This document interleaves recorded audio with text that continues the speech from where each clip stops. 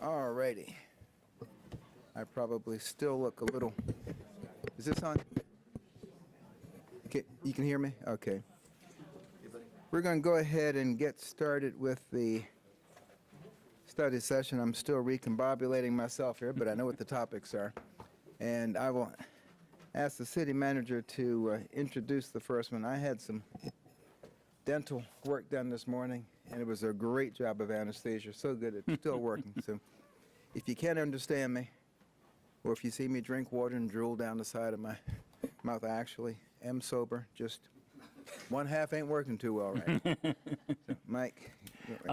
Commissioners, as you well know, the Salina Tennis Complex project's been something that we've been talking about for quite a while. Salina Tennis Alliance is a local group that raised funds and approached you about entering into an agreement for a public-private partnership. It is well underway. If you've driven by there, I drive by about at least 3 times a week, if not 5 times a week.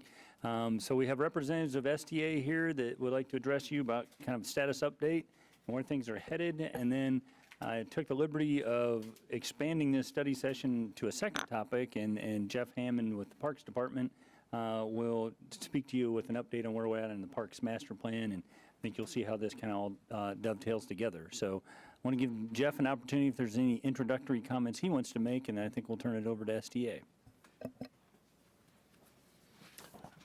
Good afternoon, Commissioners. Jeff, as Mr. Scragg said, my name is Jeff Hammond, Director of Parks and Recreation, and that's the agenda today. We have Salina Tennis Alliance starting, give a construction update and where we're at on that, and then I'll finish it up after that and give you opportunity for questions throughout. So without any more to do, pass it along to Salina Tennis Alliance.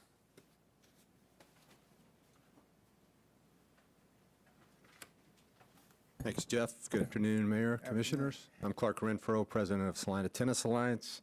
Thanks for allowing us to be here today and give you an update on our project and talk a little bit about where we are, where we're headed, and next steps. So if you could go to the next slide. Again, kind of some of the things we'll talk about, just where we are. I drove by here on the way over here, and they're hard at work. We actually just got the pavilion started going up today, which is going to look nice.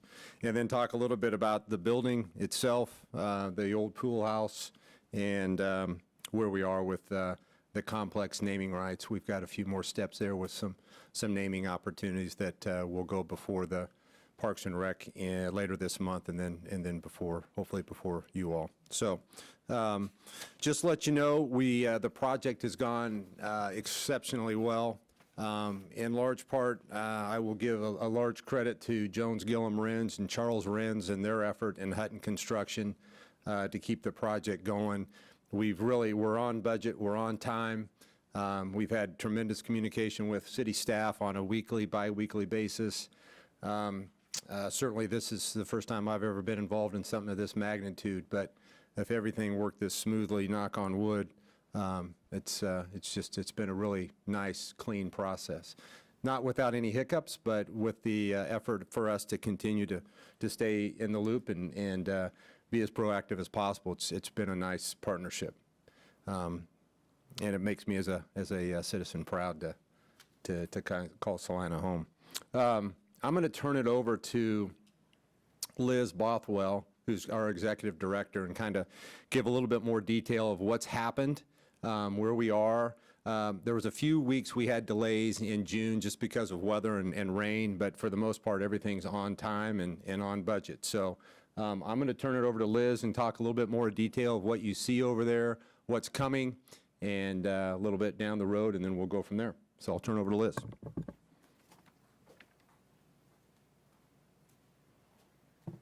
Good afternoon, Mayor Davis, Commissioners. As Clark said, I am Liz Bothwell. I'm the Executive Director of the Salina Tennis Alliance. So the last couple months, there's been quite a bit of construction going on. I'm sure if you've driven by, you've seen the big pile of dirt slowly coming down. So when we started off, it was just a big plot of land and endless possibilities.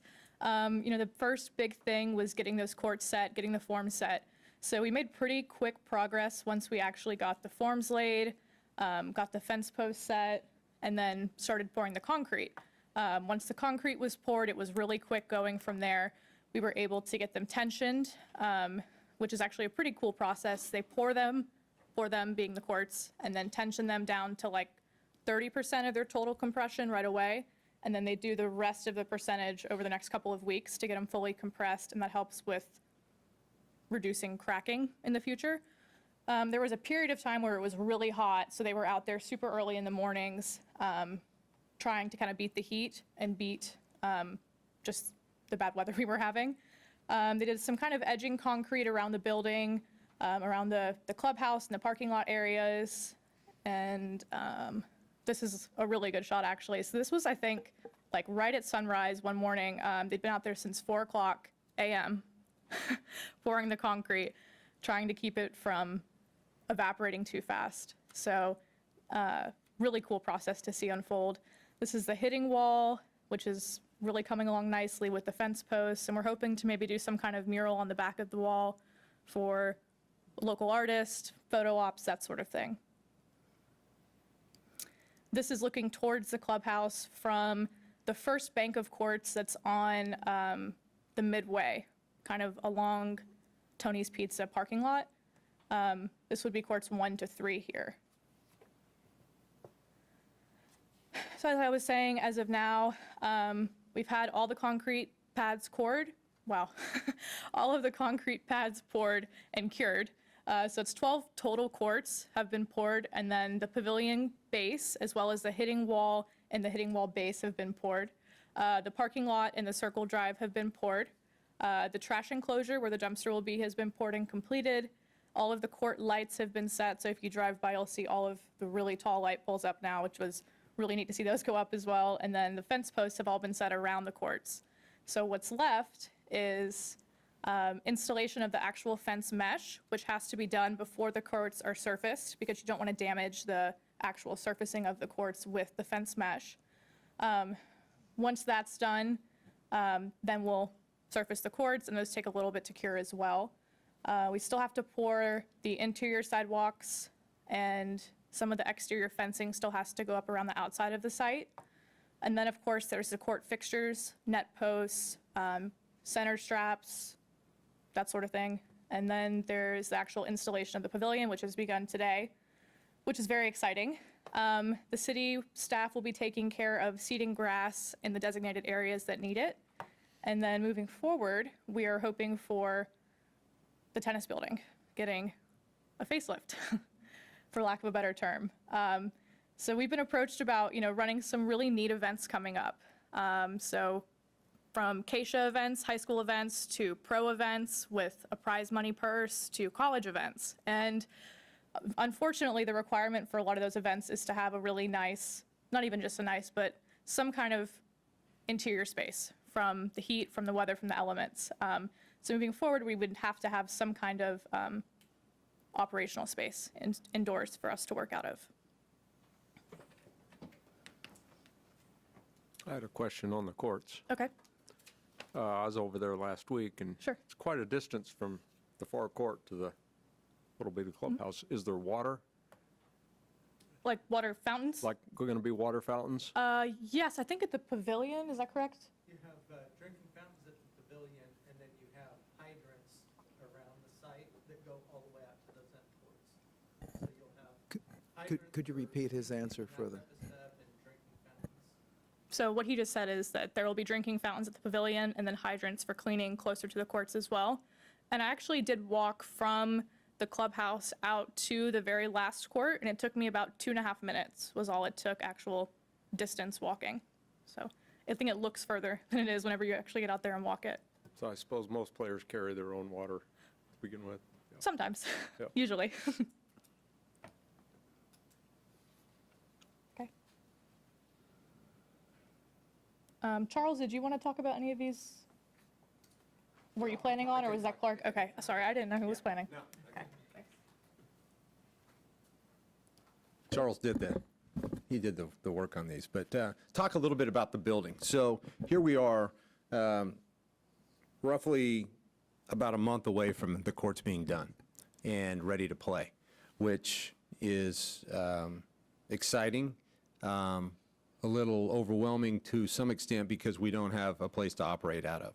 So initially, we were approved about a year ago in August by the City Commission to go forward with this project. We had raised the money. The city had agreed to put in their portion of that, and away we went.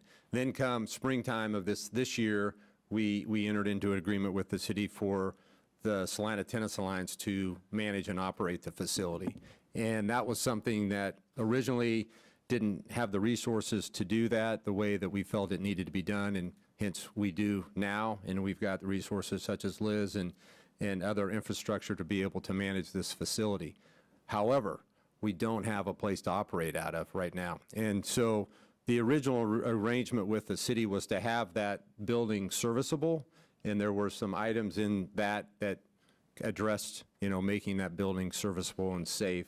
We had done engineering work and architecture work to make sure the building was sound and had the bones to do that, and that was one of the appealing factors of this site, is it had existing repurpose opportunity with that building and certainly the site itself. So we as a group, as Salina Tennis Alliance, are now trying to figure out how do we make this building to a point where we can operate out of it and manage the facility. We've looked in, and you can go into the next slide, some renderings of what it might look like. To the left of that screen, there's the concessions and the old concessions and bathrooms, and then you've got the public or the pool house, the old pool house itself. When you look at other peer facilities, they've got buildings to operate out of, whether it's check-in, it's programming, lessons, cover for inclement weather that comes through, seating meetings or tournament meetings to be held. And again, this site was part of the attractive piece of this location, to have that building. Now we've got a point where we need to be able to operate out of that. The original estimate on the building was, I believe, to make it serviceable, was $83,500. Again, was that realistic at the time? There were some numbers put through on that. For that to happen today, I'm not sure that could be done for that amount. I don't know. That's something that we've talked about. We've gotten, we've looked at this site. We've looked at the fact that, you might go to the next slide. I think there's one more. Okay, go back. And then, yeah, go to that next slide, please. Thanks. So on the anticipated renovations, you look at this list here and kind of go through some of the needs. Central heating and air, new roof, flooring, electrical, front desk area, usable restrooms, office space, storage space, and meeting area. Really a lot no different than what you have at the municipal golf course when you check in there. There's a facility for golfers, in this case, to check in. There's a staff there to help. They do have a pro shop.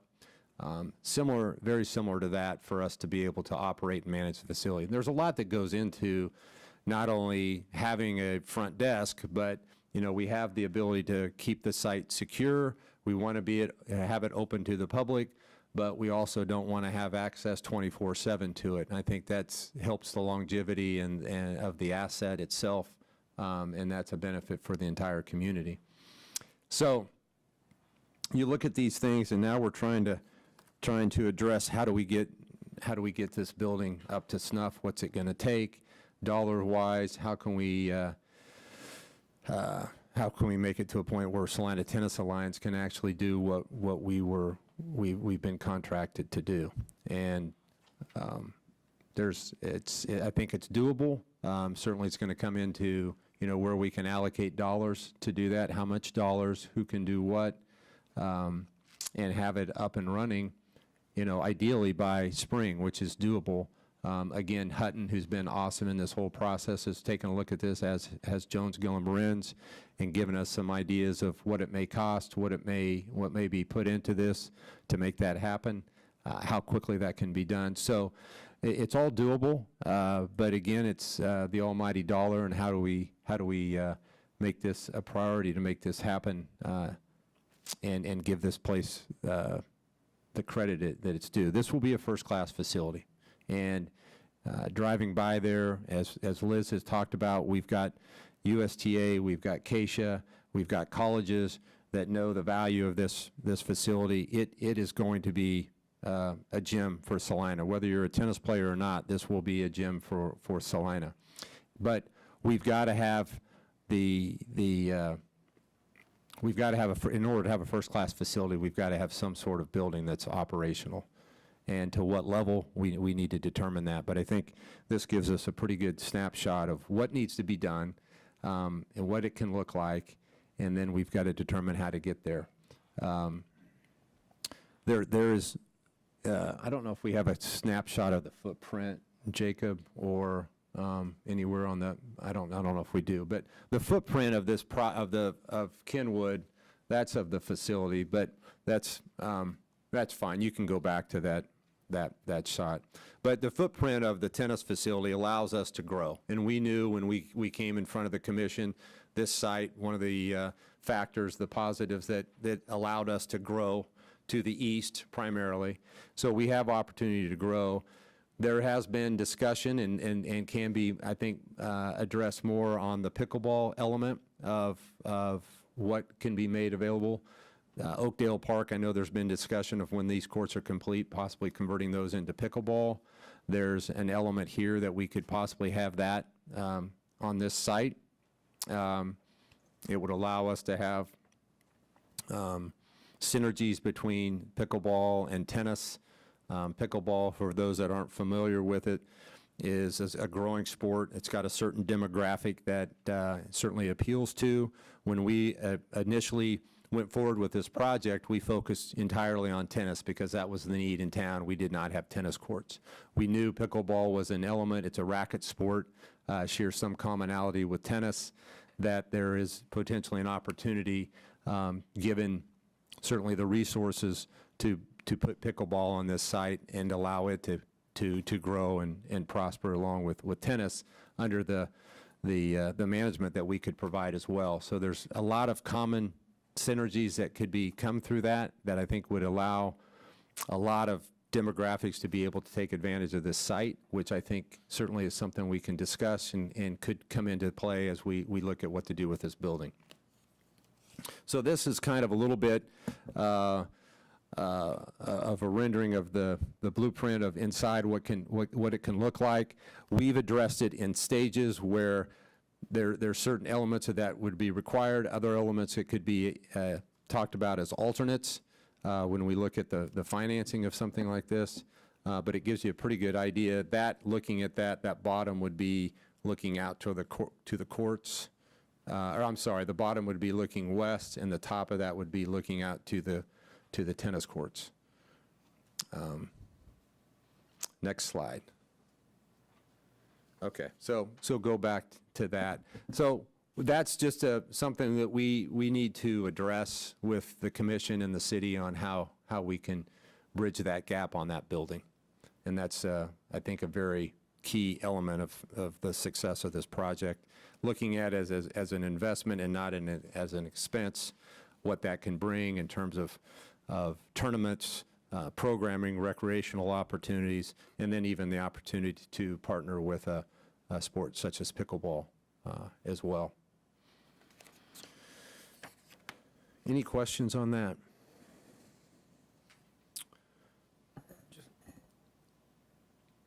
I'll let you finish the presentation. Okay, okay. And this just, again, kind of a little bit of a follow-up on what I just talked about on the renovations, what that provides to this area. Again, you've got the river project coming up. There's certainly some opportunities could be with that building and that project as well. And then just I talked a little bit about the other events that could be brought here, not only with the tennis courts, but certainly a higher level of tournaments that colleges, there's certain requirements that they have from a building standpoint too to support that. Okay, next slide, please. Next slide. Okay, And then the other thing that we talked about on our list is just proposed naming of the complex. We are going through the steps that the city has allowed us to go through the formal naming rights. We have a donor that has stepped up at $500,000 towards the facility, and that $500,000 would be paid over 10 years, and it would be used for operational needs for it to sustain this asset, this investment, and which we feel is speaks volumes of the support and what we have behind this. This is something that when we started and we came before you and came before the city staff, that not only did we want to meet a need, and that was lack of quality tennis courts, but we wanted to avoid having the public having to come in and raise additional money to keep something like this going. And we want this to be a long-term project or a long-term asset and investment for the community, and this donor has certainly stepped up with the asset or with the funding to be able to do that over a period of time. And again, I think that speaks volumes of what we've got behind this project, not only to get it started and to get it built, but also to sustain it and make it really a special resource within not only Kansas, but the Midwest. So the naming rights, I'm not going to go into a lot of this. This is stuff that just wanted to let you know. And we've got another court that's been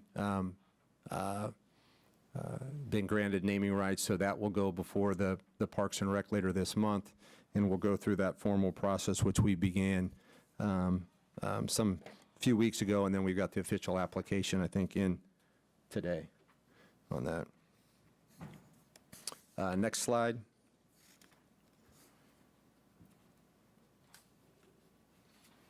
Okay. And then there's some signage that we'll have as part of this, granted that it is approved, and I think there's a slide, next slide, that kind of shows where the potential those signs could be placed for this facility. I'm ecstatic as a member of Salina Tennis Alliance, what the community has done, what the city staff has done to make this happen. I mean, so many people have come together to put this, make this come to fruition, and we're a few weeks away from at least having the tennis courts playable, but we still got a few steps we need to finish off to make this thing totally complete. Okay, that's finishes our piece of the presentation. Commissioner Lombard, you have any questions you want to ask at this point? What does, you get up and go on and, the facility's not still just a shell, what's plan B for operating space? If we don't have access to that building, or what was it? Is that your question? Yeah, the building's not livable as such. I don't think there really is a plan B. I know initially when we had the agreement that it was going to be made serviceable, we thought we may have, but that was prior to us getting access or having that contract signed. Whether you have to have a mobile unit out there or something, which really isn't a good, that's not an option. I think you've got to look at it as you may not have somebody there to manage and oversee that facility. And you look at peer communities like Crossover Tennis Center in Topeka, Riverside in Wichita, Wood Tennis Center in Lincoln, Nebraska. They all have a facility there to operate out of. I guess my question is, my mind goes back to what that was like when the pool was running. Mm-hmm. And, we're going back 40 years or more. Sure. I don't know what it's like, what state is it in now? It's got power and water. Yeah, it's got, and that's one of the. Still as it was. Yeah, it's used for storage today by the city. Has no insulation. It's pretty gnarly inside, but it's got water to it. It's got electrical. It's got all the things that we need to make it work. It just it needs a facelift, and it needs insulated, it needs a roof, and some of those other things that we looked at there to operate out of it. We're not asking this to be Taj Mahal, but this needs to be certainly something that, as Salina, we need to be proud of what we've got and what we can operate out of. If for some reason that can't happen, then you've got tennis courts there that really I don't think can be effectively managed and at a level that the city, I think, expects it to be. I guess I'm thinking, over the years, you've hosted a lot of tournaments at Oakdale Park. How's that? You didn't have any facilities to operate out of at that time? Sure. Yeah, I think it's more than just tournaments. I think, we look at this as at Oakdale, there's been no programming, there's been no events. It's been tournaments, and that's been coordinated through private efforts, school district efforts. And you've got a bathroom over there. And you've got a limited coverage area over there, but it's not much. And you don't have the size there to hold a certain level of tournaments that you will here at this critical mass. That was one of the, again, factors of that site. So that's kind of what you were dealing with at Oakdale. Now at Central, those are USD 305 owned courts. They have a pavilion there, and they have nearby restrooms and coverage, but they don't have anybody operating that during the day or providing lessons. So it's a little bit different animal there.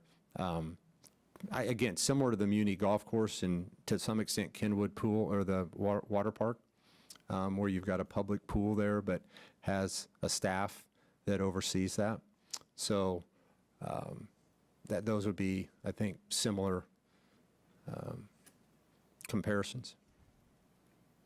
Yeah. I guess I'm just thinking that get the courts done, you can play tennis, and it's going to take time to get that building up where it needs to be. Yeah, I think, but Commissioner, I know when we talked to Hutton and Jones Gillum Marin's, timeline could be 6 months to have that up and running. A lot of it can be dovetailed off what they've already done there. They're on site. But that's some of the estimates that we've been given, that it could be done. I mean, relatively speaking, it could be done and ready by spring, depending on where we are financially. How much funding is in place at this time for it? There's funding for the tennis project, but there has been no funding for the tennis building other than what the city is committed to. Okay. All right, thank you. Commissioner Hoppick. Yeah, if you could go. I turned that off. If you could go back to one of the aerials, there's that building that sits to the north of the main building.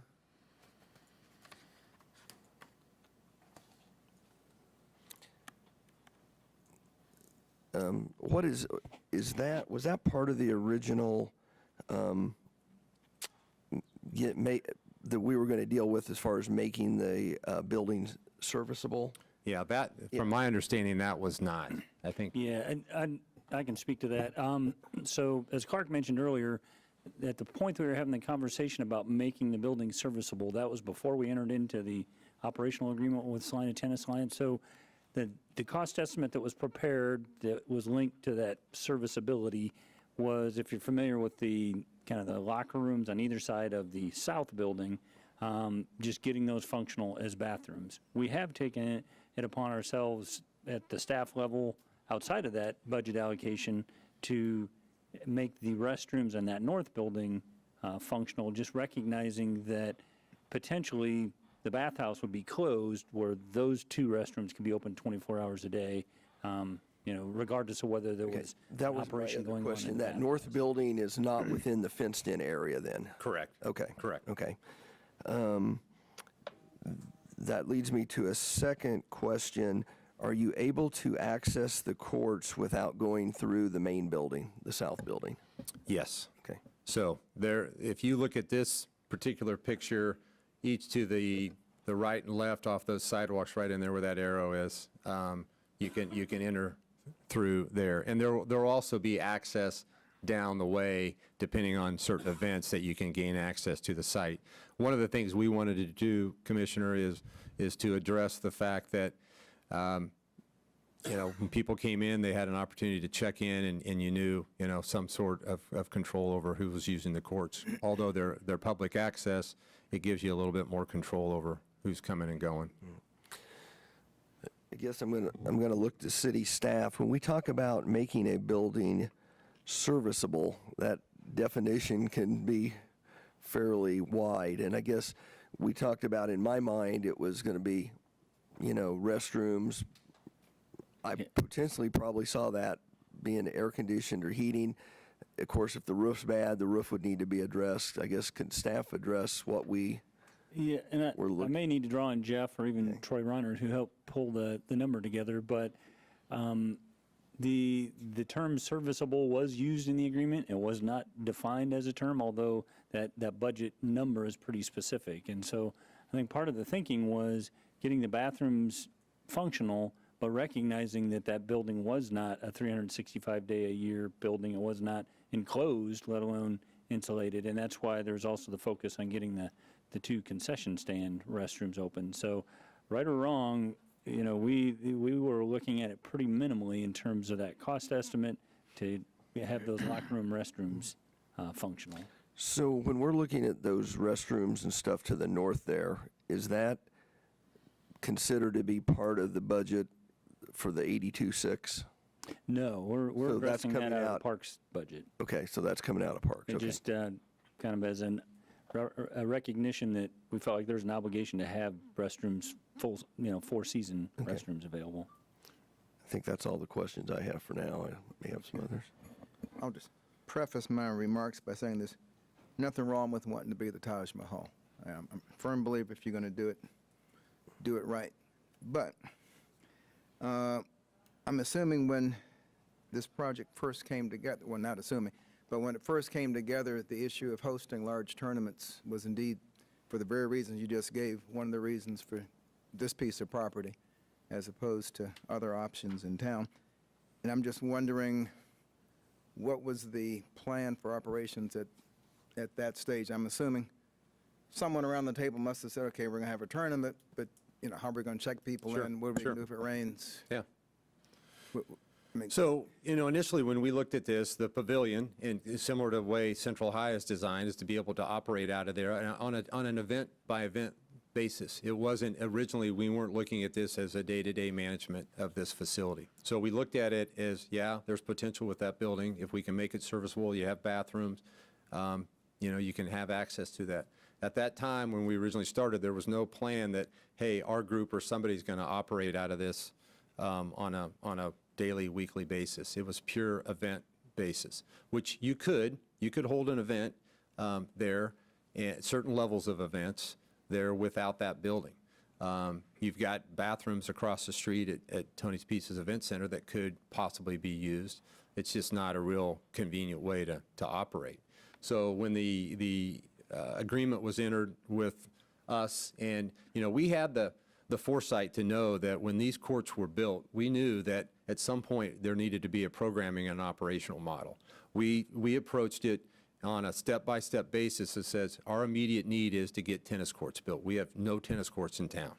And that was our primary objective. Secondary was we need to have programming there so we maximize the use of these courts. And in doing that, that's where we looked at the operational model, and then that's where more of that building came into play, that, okay, this needs to be more of just a serviceable building. This needs to be something we can operate. So it came in phases, and albeit some of those phases came in at a later point in terms of, all right, can we do this, and do we have the resources to do it? because, when I heard the original project, I guess I was thinking down the road that those other phases would be a given if you wanted to have tournaments, education. I mean, all that would involve formal programming. So I was under the assumption that, okay, there's some plan for operating this, because, from our perspective, if we're going to be asked to contribute to this, it's like a second ask. And I could Sure. certainly see why someone would ask us, but gosh, you knew from the beginning that you were going to end up at this stage. Why not put all that into the total cost? So at that point, we could have had a long-range plan for how much this was truly gonna. We had initially looked at the building, and we had estimates on that. From a fundraising standpoint, when we get to that, albeit you've got a certain number in mind and you raise money, then all of a sudden things change and you need more money. And at some point, you need to say, okay, we've got what we need to get this project going. We have had donors step up and say, yeah, if you get this agreement with the city, we can throw in more dollars to that. How much? Don't know. But we do have, I mean, there are parties out there that says, hey, we're willing to partner with you and the city if you get this agreement. So there is that element there, and that hasn't been overlooked. It's just a matter of what that's going to take and what that exact dollar is going to be, and now we've got a clearer picture of that. So that's That more or gets me less. to two other questions.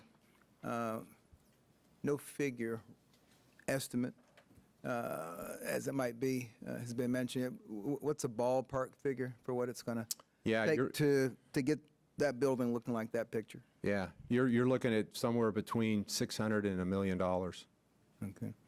And where are you currently operating from? I mean, We have someone the wondered- courts aren't done yet, so we're, Right, but I mean, as far as, our say the courts were ready next week. Right. What would be your plan for where you're going to be when people want to reach you to schedule? Yeah, we've got offices, Liz offices out of Marymount and has office space there, and we have our accounting and resources there that's part of another entity, but also part of Salina Tennis Alliance. So if you open next week, there would be no plan for someone, Yeah, we would not have a on the- building to operate out of. We'd have to have a temporary solution there, whether that be a mobile unit until we got that building completed, or we had full access to those courts, and then we'd have to manage it at a different level. So, yeah, we'd have to address that. okay. So just that straight. Originally, when we agreed to make the building serviceable, I'm assuming that was an acceptable agreement. But at that point, this eventual programming and Yeah, planning yeah. was not being taken into account, because obviously that number should have been higher. If serviceable meant having it ready for the reasons that you said you need the building. Yeah, but we didn't know at that time, Mayor, that there was gonna be somebody managing that. Keep in mind, when this was approved, this was solely a tennis court project with a potential building there to use as restrooms. Who was gonna manage that? Nobody knew, or if anybody was gonna manage that. Then we came before the city and commission to say, we've got the resources that really the city may not have to manage and oversee this and to maximize the use of that. And so it was kind of the second step of that. Had this all come together at one time, I think that may have been more easily addressed. But as timing had it, we didn't have that opportunity. Okay. All right. Any other questions? I guess I'll look at city staff again. Based on where we stand now, if the tennis courts are done in the next several months, do we have serviceable restrooms inside that building for individuals using? The concession stand restrooms will be. I think there's a little bit of work left to be done. So at a minimum, the concession stand restrooms would be available 4 seasons.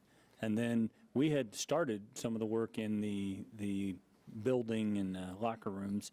And as this conversation evolved, there was agreement that we needed to pause and sort through this before we proceeded further. So, in direct answer to your question, we couldn't pick that work back up and have that ready by the time I think the courts will be done, but there will be restrooms available.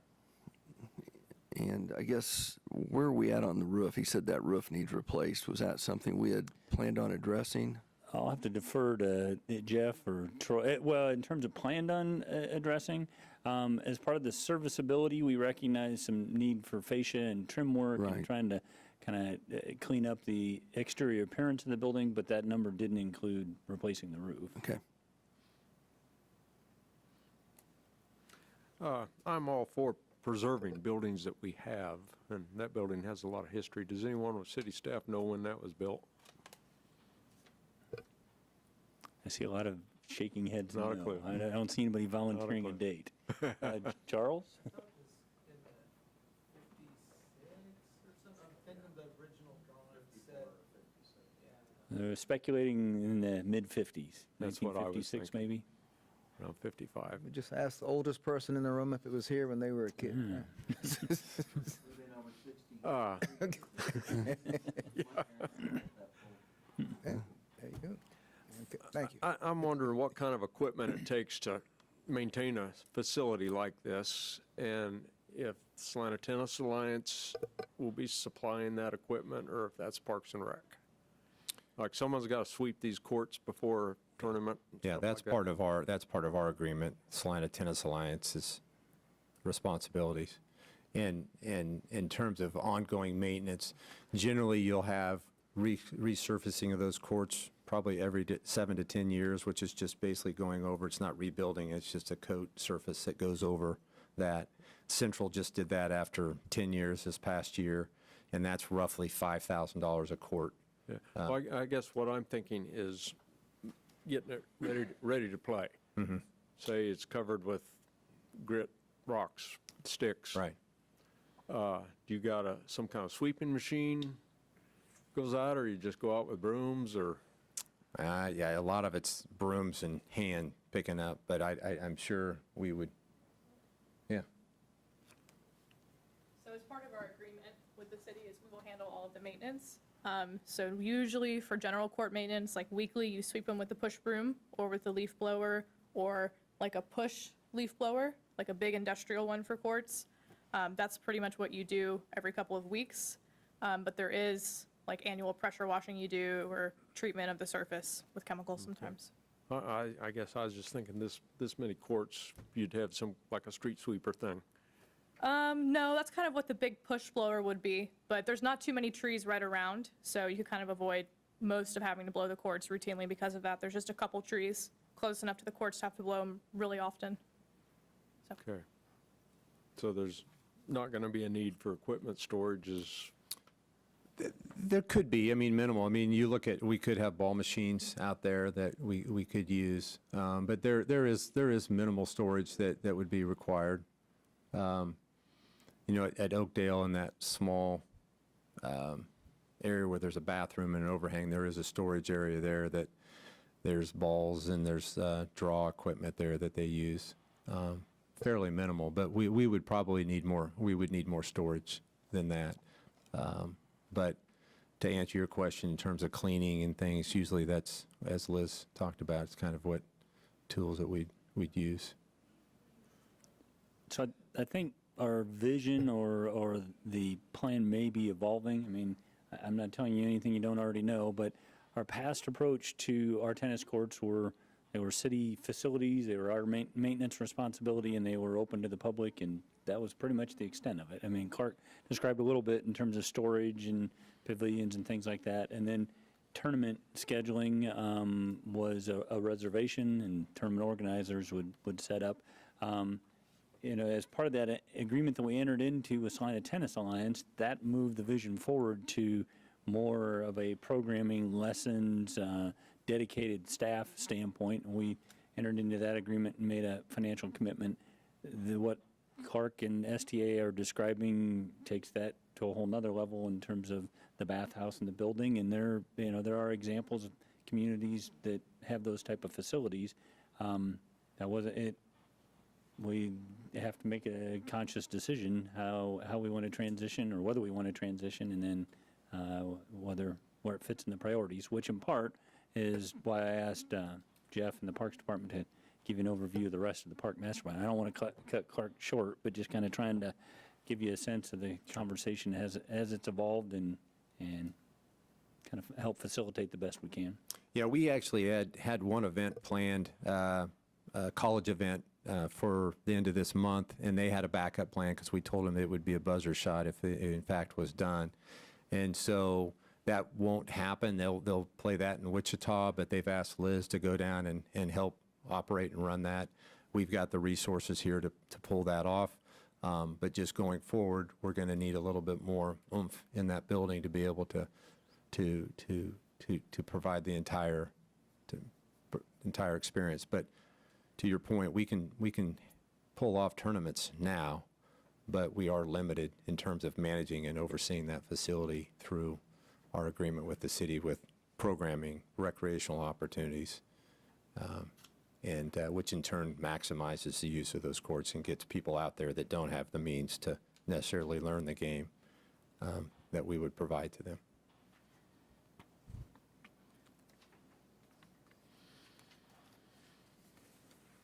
All right. Okay. Thank you very much. Thank you. All right. And we're going to, Yeah, I'll turn it over to Mr. Hammond. He's prepared a very detailed overview of Park Master Plan and projects that are underway and what's identified as upcoming priorities. Thank you, Mayor. On March 1st of 2021, the City Commission expressed the intent of yourselves to enhance the tennis experience in Salina. 3 parts to that. One was the $600,000 that we contributed, we agreed to contribute to the construction project for the tennis courts. Part of that was the $82,600 that we contributed toward the serviceability of the bathrooms. And then there was also the demolition of the former swimming pool and rodeo grounds. The scope of work for that serviceability included some exterior updates to the trim and fascia, a new water distribution service. We had to bring in a new water line to the building to serve the new courts. Some basic plumbing, bathroom fixtures, new glass in certain windows. When we talked about it, when the former director talked about it with myself, we want to make the bathrooms flush. We wanted people to wash their hands. We wanted to have something safe. But the critical path was to make those bathrooms serviceable to provide code compliance for that future tennis facility. As I mentioned, it's $82,600 for the bathroom serviceability. To date, work that has been completed has been the new windows in that building. Not every window, just the ones that were needed to be replaced. We brought in that new water line, a new distribution service for water, and that'll be live this week. That service will be live this week, so Salina Tennis Alliance can tap into that for their water for their site.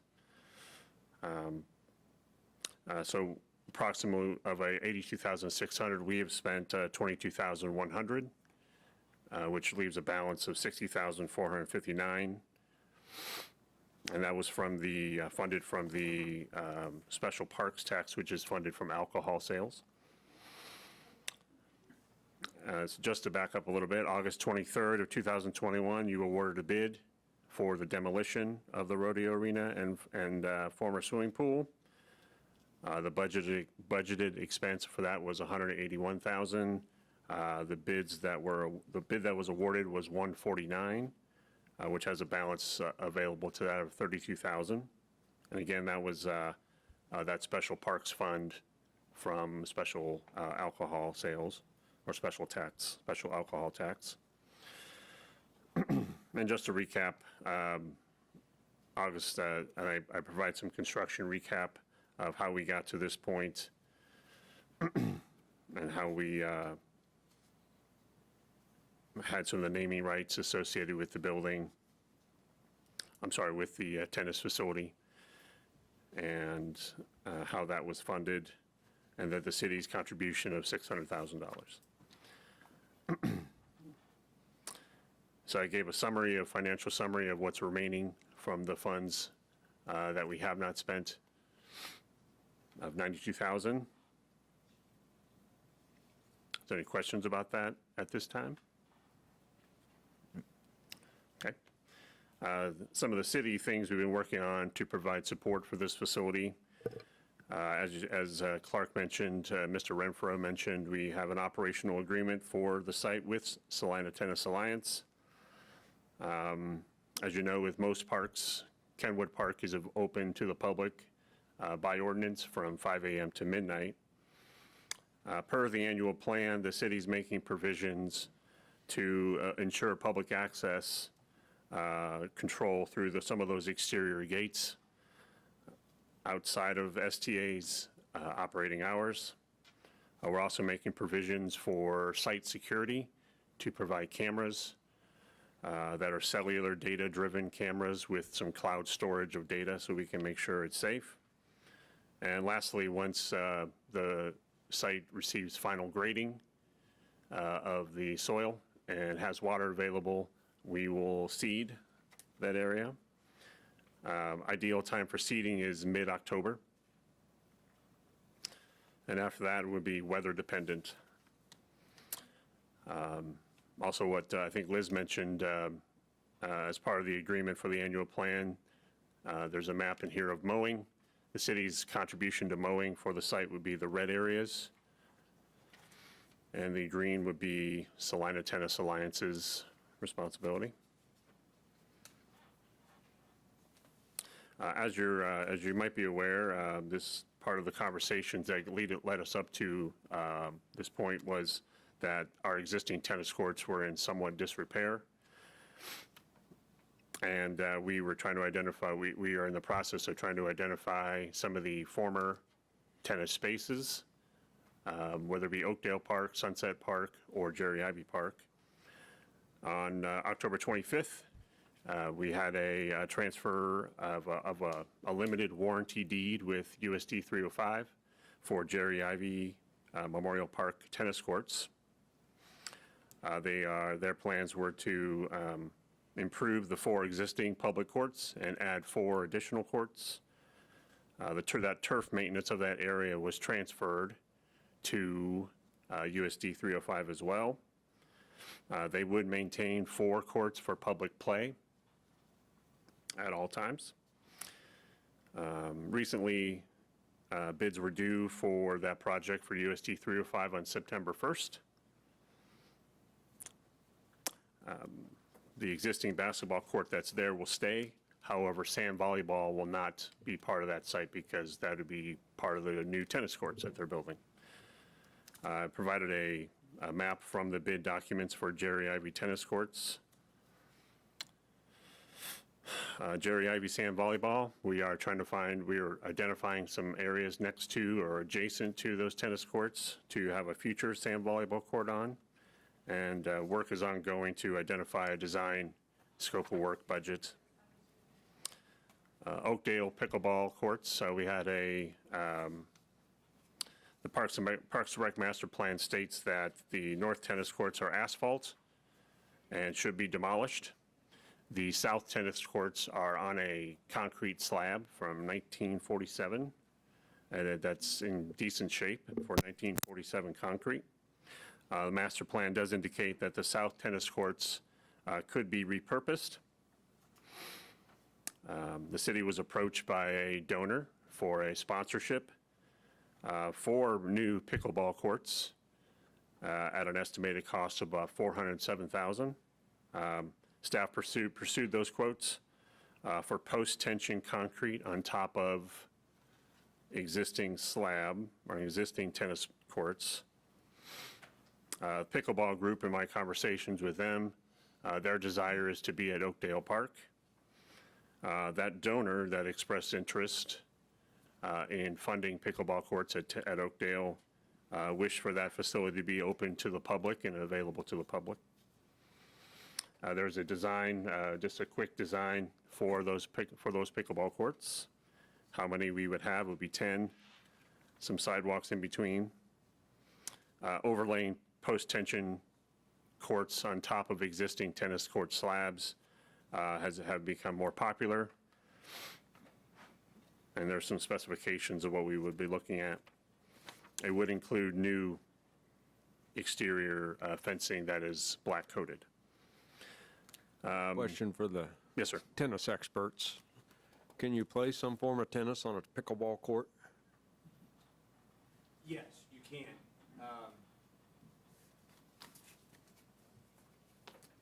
You can. They're different lines on a pickleball court, but you can. If you had to convert, let's say, one of our courts into those lines, you wouldn't be able to draw certain levels of tournaments there.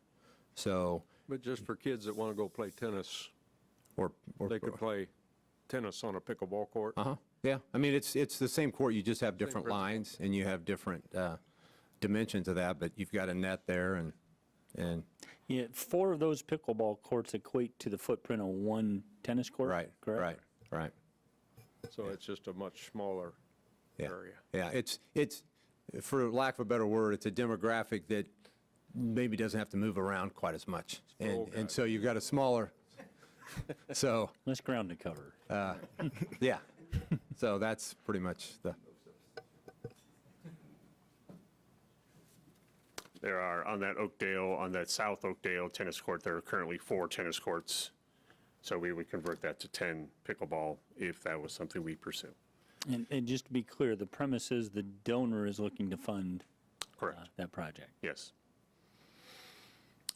With the demo of those north courts, potentially, we have the opportunity to also look at potentially demolishing the former swimming pool at Oakdale, or the mural area, or the former skating rink as well. There is a Oakdale mural space, a photograph in there. We did see quotes about a year and a half ago. The quotes we did receive would need to be updated. But this would also allow for, thank you. This would also allow for the Smoky Hill River Festival, have more opportunities for special events, for stage space.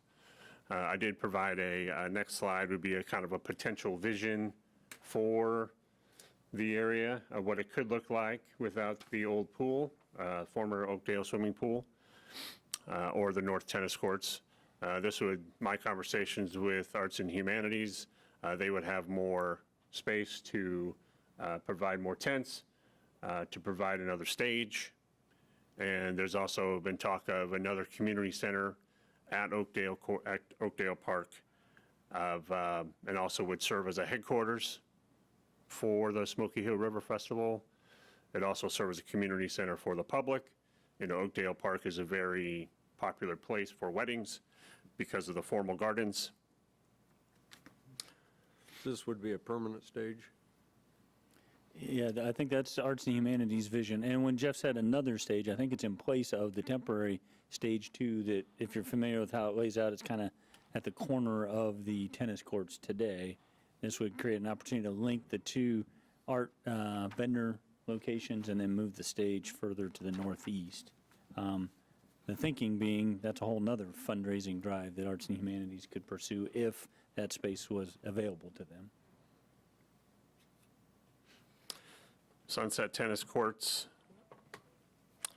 Again, we looked at demolition quotes for the Sunset court space. Currently, they are not in safe condition to play tennis on. We have removed the nets. When we looked at a couple options of this space, we looked at a parking lot.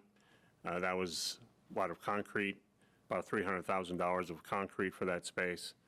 Recreational field space where we can convert it into grass would be an option as well.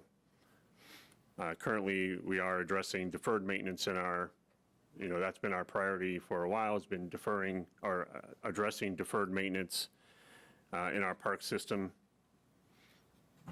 and not necessarily adding more recreational space at this time or recreational courts at this time. Horseshoe pit areas at Sunset.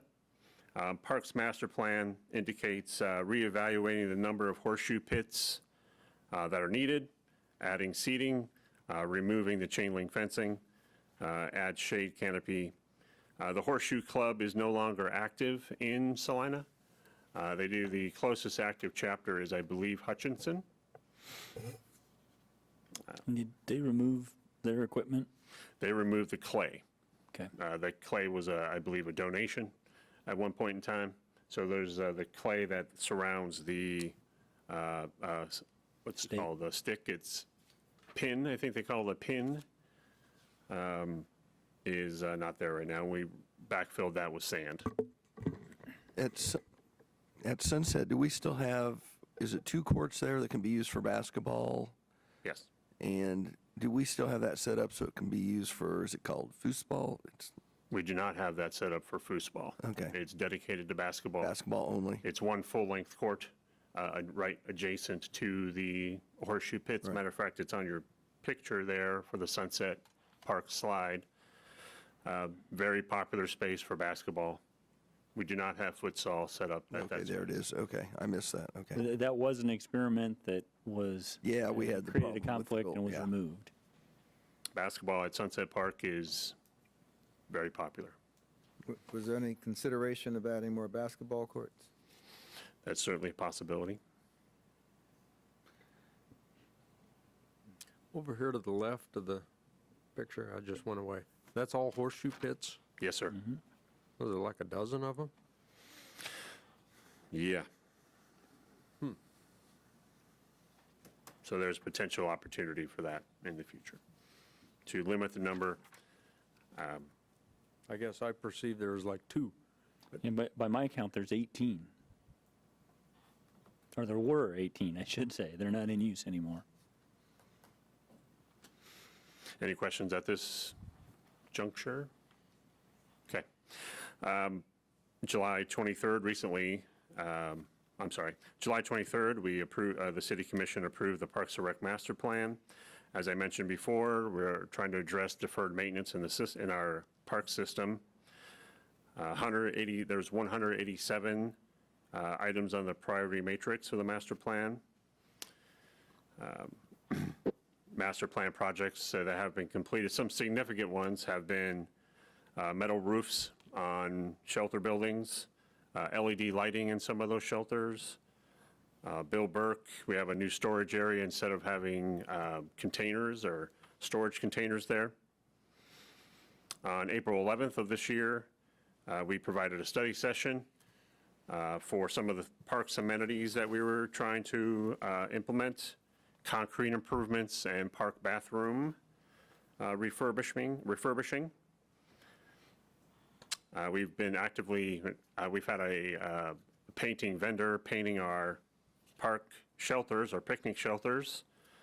They finished with Sunset Park, Jerry Ivy Park, and Lakewood Park. They have 23 shelters completed, and they have approximately 26 to complete. That was $57,775. Some of this you've seen before. We're looking at grills. For all these items that you see, the next few slides, we've updated the inventory to make sure we had a very accurate order of what we were replacing. Grills in picnic shelters. Drinking fountains, 16 drinking fountains. The old concrete drinking fountains will be replaced. The lead time for some of these powder-coated steel drinking fountains might be a concern. For the market conditions for steel products seem to be extensive. The budgeted expense for the drinking fountains is $62,000. The grills is $20,000. For 2023, we are looking at trash cans in our parks. We have 265 trash cans in our system. This is an example of one we identified that was reasonably priced, about $500 each. And we still are researching and getting quotes for these. Looking at lid options, looking at liner options. Park signage. We have 13 parks and 5 structures that have older wooden signs attached to them. We are in the process of, we've already actually submitted the quote to the vendor, for the sign vendor, to get us pricing for these, to replace these wood signs in parks with a newer modern standard sign. Cemetery signage, we are improving our signage at cemeteries. We are looking at the example shown would be a granite, engraved granite cemetery sign on Marymount, Iron, and Glen Avenue entrances for the Gypsum Hill Cemetery signage, or cemetery.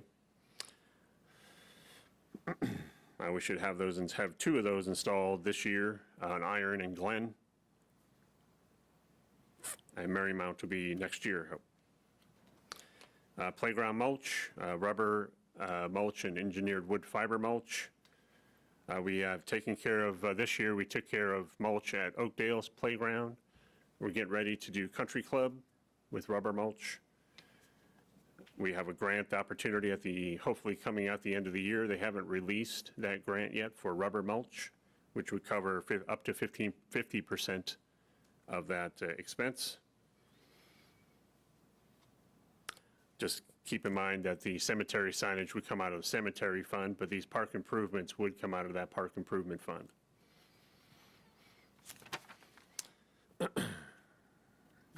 Purchasing lumber for replacing ADA picnic tables, replacing wood on picnic tables, ADA picnic tables, replacing wood on benches. We're working towards ordering that wood. We had an arrangement with the Ellsworth Correctional institution to help us with that by painting them for us and rounding the quarters. And that is on track. Recently, on July 11th of this year, you approved an agreement with Caw Valley for concrete improvements within our parks. That was $49,000 for that agreement for them to do the design and engineering for concrete improvements at many parks. That's with Caw Valley. Caw Valley has a phased approach to make that happen. The phased approach is being pursued due to contractor availability, and these are relatively small projects compared to some of the larger parking lot projects that they do. You can see the phasing. Phase 1 will be 2023. Phase 2 should be 2023, and then going into 2024 for the last phase. September 13th of 2021 and of this year, we spoke to you about park bathrooms. Before I continue on, is there any questions or anything I can answer for anybody at this? Okay. Park bathrooms. As I said, September 13th of last year and April 11th of this year, we talked about park bathrooms with you. We have started this project. The scope of work for the bathrooms include epoxy floor and wall, epoxy coatings, lighting, roofing replacement if needed, exterior trim, interior and exterior paint, security of those areas, standardized plumbing, new partitions, improved air exchange. Matter of fact, to my right, to your left is a mock-up of some of the textures and some of the amenities of the bathrooms that we're looking at. Metal roofs, epoxy floor samples, gray partitions, and gray wall. These are some of the color choices we were looking at for the park bathrooms.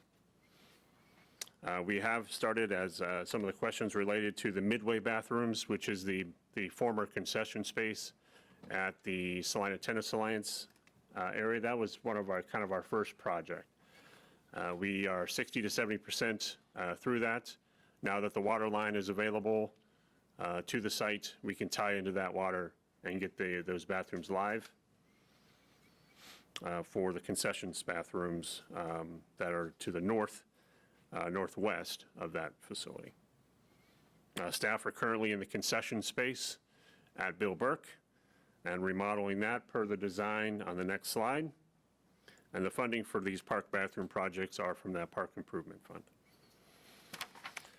Some conceptual designs of the exterior Bill Burke concessions to give you an idea of what we're looking at, in addition to our mock-up next to me.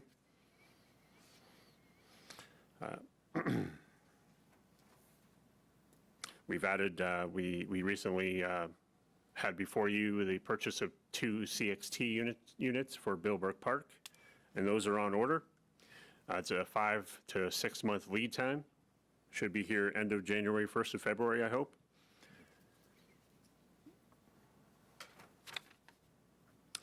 And the summary page, financial summary page, shows the phased approach for making this happen as well over the course of 48 months.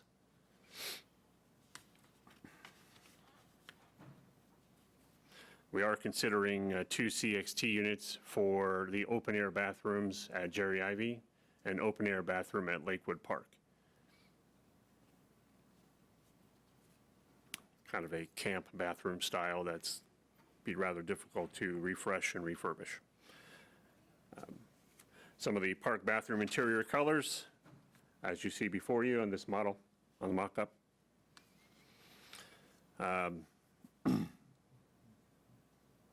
Master plan, critical path, now identified some projects that we put into next year into the sub-CIP for Park Improvement Fund.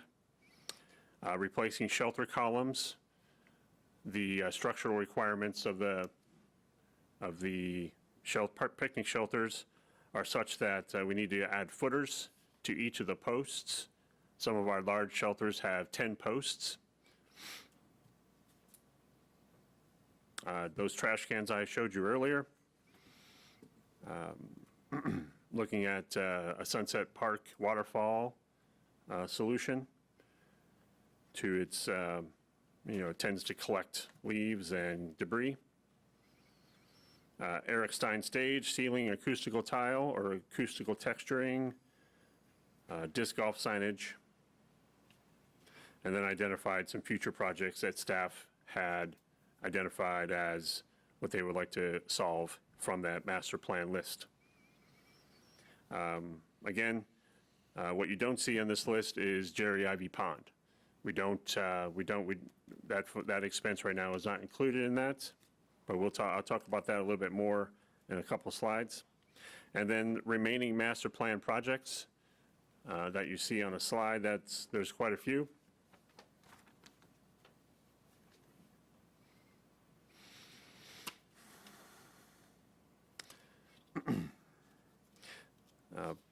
We've been working towards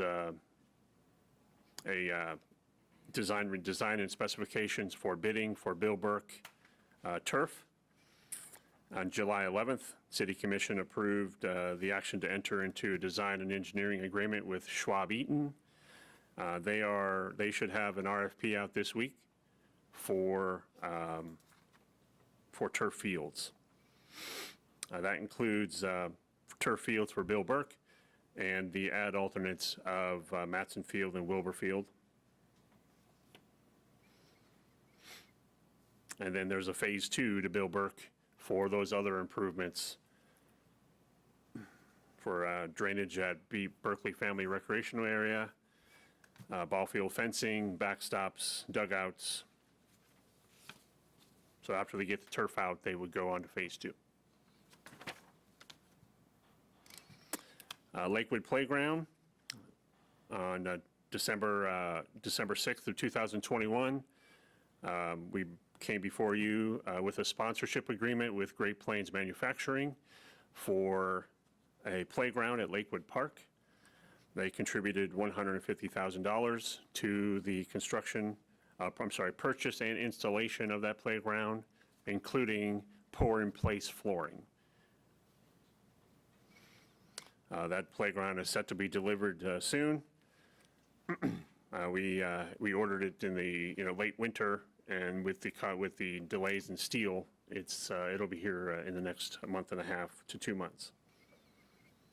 Staff will begin demoing the site, the old playground at Lakewood Park, and excavating and preparing for the installer.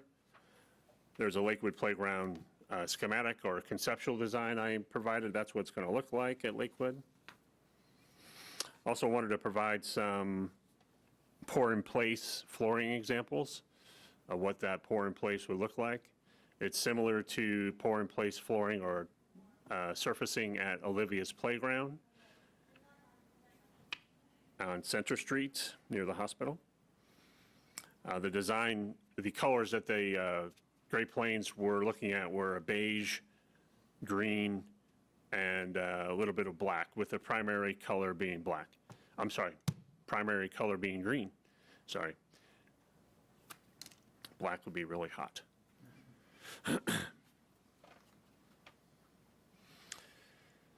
Playground replacement. We have 29 units, 29 playground units within our system. The average age of those 29 playgrounds are 17.4 years. A typical playground is expected life of a playground is 15 years old. Estimated annualized cost of those playgrounds are $264,000. The funding for playgrounds typically comes from that special park fund or special alcohol fund. And this expense of each playground varies depending on the size and the number of theming elements that we include. I didn't include it as a part of the presentation, but staff is pursuing options for reconditioning some existing playgrounds so we can get that average age down. The pond at Jerry Ivy Memorial Park, next a week from today, we have a study session with for Jerry Ivy Pond. Discussed some of the water testing we did, some of the algae control options we looked at, the water balance study that we hired an engineer to do, and the current use of a device that is designed to improve water quality of areas that have blue-green algae. As I mentioned, we have an engineering firm that we partner with for that water balance study, and they'll be available next week they'll be available by Zoom virtually as part of that presentation. Staff has also been working with KDHE on that device that we have at Jerry Ivy Pond. Any questions anything I can stop for to talk about or anything? Okay. Some public-private partnerships. I mentioned one, Salina Tennis Alliance is a very important public-private partnership. Another that we talked about was at pickleball with the donor or sponsorship agreement. And we also have someone approaching us about landscaping, increasing or improving, adding or improving landscape beds within our city parks. They're willing to donate a sizable amount to have something that they can probably hang their hat on, to also have the city beautification of some parks. So another public-private partnership that we have is the Sunset War Memorial. The current War Memorial was dedicated to the city in 1994. Soon after that, the Saline Saline County War Memorial Committee dissolved soon after that. However, they have reformed and are looking to expand the area of the Walk of Honor and add 2 concrete structures and with bronze plaques on them. The committee seeks a public-private partnership, and we are currently engaged in some conversations with them based on their fundraising. Their fundraising is ongoing. They're selling bricks for that War Memorial space. And the last slide is a kind of a summary of the park improvement funds of what I mentioned. And again, this does not include any expense related to Jerry Ivy Pond. It does not include any demolition prices for Sunset or Sunset Tennis Courts or the North Tennis Courts at Oakdale or the mural space in Oakdale Park. Yeah, and I would add the slide on the playgrounds identified about an $81,000 annual shortfall of estimated, if you amortize those parks, recognizing one year maybe a small playground and next year it may be sizable, but if you amortize that, that's still about an $81,000 a year shortfall just to replace playground equipment. Thank you. And this summary at the last slide does not include 2025 or 2026 of the park bathroom refresh or refurbishment plan. So you can see a beginning balance. The sales tax has about $500,000 a year committed to park master plan improvements, and so that's what contributed to that beginning balance. And then you can see annually in 2023 and 2024, there is sales tax contribution of $500,000. So on an ongoing basis, there should be that with some growth, depending what the future holds. But what we tried to do is give you a good overview of where we're at on the park master plan, what it contains, cost estimate, and you can see just as it's laid out here, with some things still not funded, draws it down to $46,000 by the year end 2024. Yeah, because that says 2022. It does. That's why I And paused the there. other That should above be it says 2022, so that should be 23 and 24. I had that. Correct. Yeah, okay. I was confused on the math there, so. Oh, If that was true, then we'd have 5. Yeah, my apologies. that's all right. At this point, I wanted to open up for questions or follow-up from On your, myself or from Salina Tennis Alliance. Bathroom example here with the epoxy, is that what we're doing in-house Correct. with the walls Yes, sir. and the floor? Yes, sir. And we did that in the fire station number 3. Right. And then we intend on using the same product in our park bathroom system as well. Okay, so has that started at all? We have started, the epoxy floor has not started yet. However, we are in the Bill Burke concession space, and we are remodeling that space. And then they'll have epoxy floor as probably one of the last projects that occur in that building. And then we move on to the north or south Bill Burke bathroom and have that completed by February before ball season would start and the turf would be. When the new bathrooms are placed there at Bill Burke, will that existing restroom at the concession stand still be operating? It'll still be operating. However, it'll be an expanded concession space. There will be a bathroom in there, but it primarily will be used for umpires and for staff changing. Yeah, that's what I thought. Right. So then we'll, There's 2 CXTs purchased for Bill Burke. One will be on the north end to replace the Porta Johns, and then the other would be a CXT that would function in place of the concession stand, and the concession stand gets dedicated to the So uses the that Jeff concession stand described. restrooms will no longer be public restrooms? correct, yes. And then we anticipate receiving those CXT units at the end of January, 1st of February. Will they be set, and made operational as soon as you get them in? As soon as they're ready to go, as soon as they get dropped, set properly, make the connections to water and electricity, and then they're usable. So it should be relatively very quick process. And sewer, right? And sewer, sorry. Yeah. I was just. Got the, So all the plumbing, Yeah. all the electrical will be Commissioner tied Ryan in. just popped in, raised his hand. Do we need to unmute him, or does he need to unmute himself? There we Am go. I unmuted now? You are.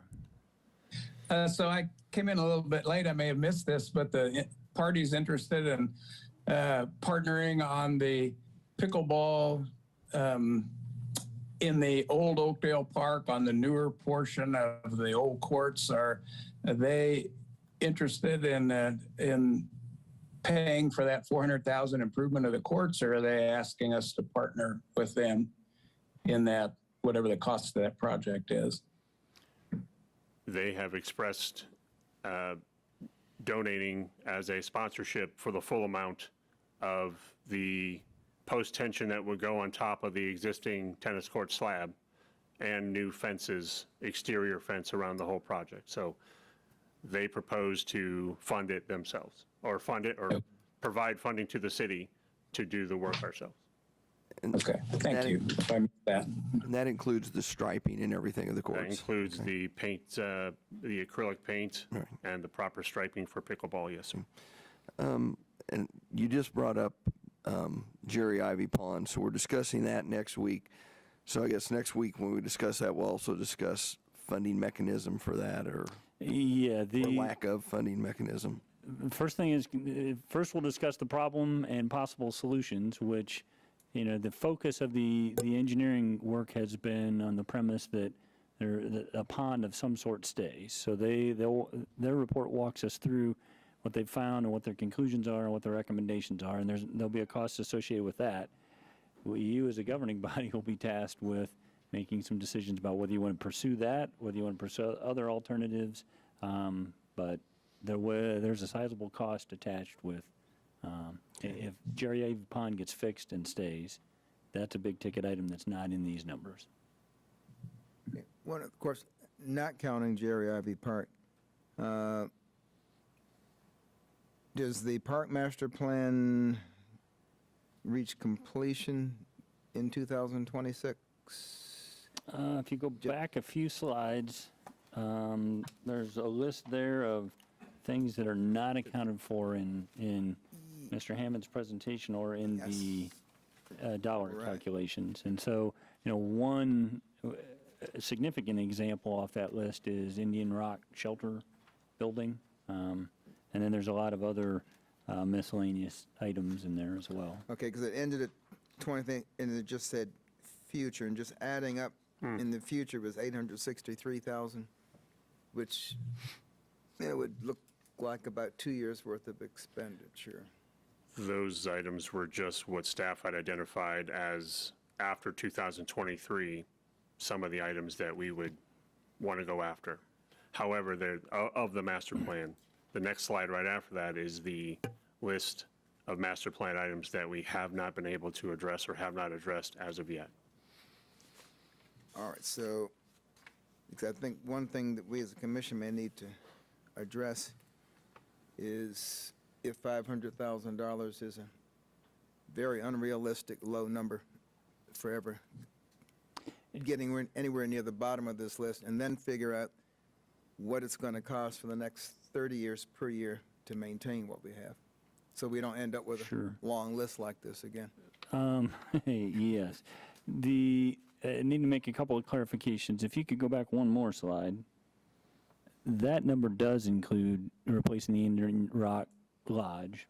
And then the other thing I would note there is the water diversion at Berkeley Family Recreation Area, which it was part of the Bill Burke and baseball improvements. So that might be, there might be an opportunity to fund that elsewhere. Having said that, we need bids to come in favorably and on budget. But to your other point, I do think at the point that we get through that, we've made noticeable, significant headway on the park master plan. I think, visually as you go through the park system, it'll have a different feel to it. But that's why we provided that list of remaining items. Skateboard park is an example of something that's been identified and isn't addressed in this. In some respects, the consultant provided the park master plan and an inventory of items. Staff, with a prior commission, went through and ranked those on various criteria and tried to prioritize them. So what we're trying to do is work our way through these in priority order, recognizing that some of those categories are plumbing repairs throughout the park system, or they may identify an improvement in a particular park, but it might make sense if we're going to address, paint, we paint everything. We don't put off one for 5 years. So I think by the time we get through this list, it will feel like we've addressed a considerable amount of our deferred maintenance, but we won't have addressed it all. And then to your point, there's ongoing maintenance, so we don't let ourselves get in this situation again. So maybe next year's budget discussions, we could have theoretical numbers that it would take, one, to complete the list, and two, Right. what a reasonable annual expense for maintenance would be. Yeah. It looks like the 500 is never quite gonna be enough. I would say that quite a few of these items, whether it's metal roofs, whether it's paint, whether it's replacing broken concrete, does have a good lifespan on it. That's not something that, if we can get our house back in order, it's not something that will come back too quickly. But yes, we do need to be prepared to do operation and maintenance. The other thing that I think at least is noticeable from the staff perspective is we've been able to focus what limited staff time we have on mowing, weed eating, maintenance, and then we've been trying to contract out some of this work that has previously either gone undone or created a distraction in terms of core maintenance responsibilities.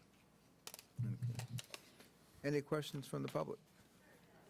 Questions, comments, suggestions? Hearing none, we are done until 4 o'clock.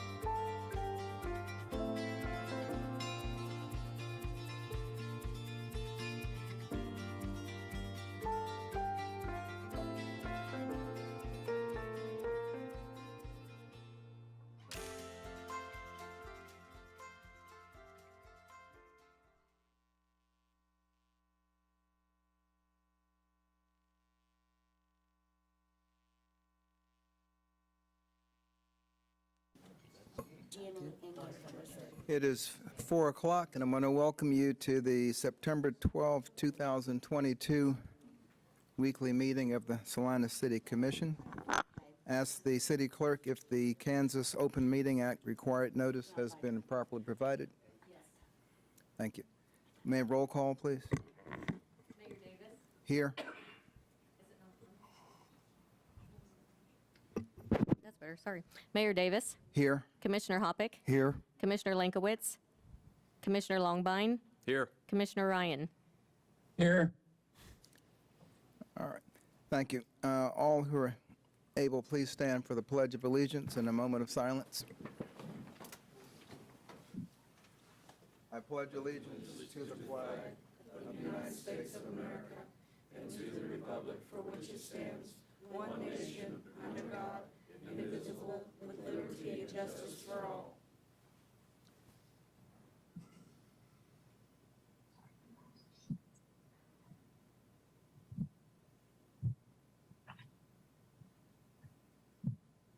Thank you.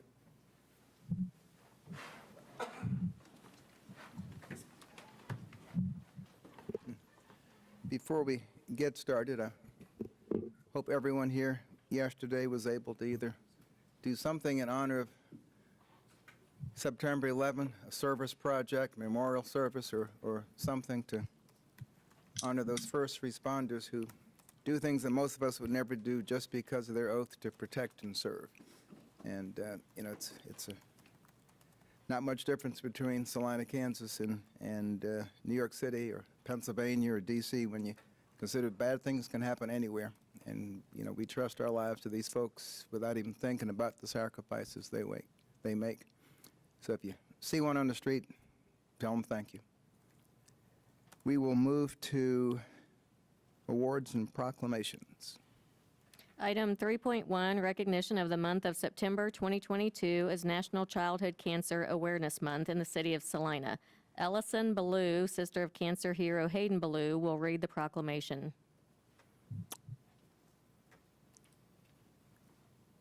Good afternoon. Good afternoon. Thank you. My name is Ellison Ballou. I am Hayden Ballou's little sister, Ella. I will be reading proclamation for National Childhood Cancer Awareness Month. Whereas childhood cancer remains the number one disease killer of children more than genetic anomalies, cystic fibers, and AIDS combined, and whereas on average the treatment for childhood cancer is 2 years and can cause serious side effects that may last a lifetime. And whereas every year more than 15,700 children and adolescents are diagnosed with cancer. That is about 43 children each day. And whereas childhood cancer occurs regularly, randomly, and spares no socioeconomic class, geographic affiliations, gender, or ethnic group. And whereas childhood cancer services are twice as likely to suffer chronic health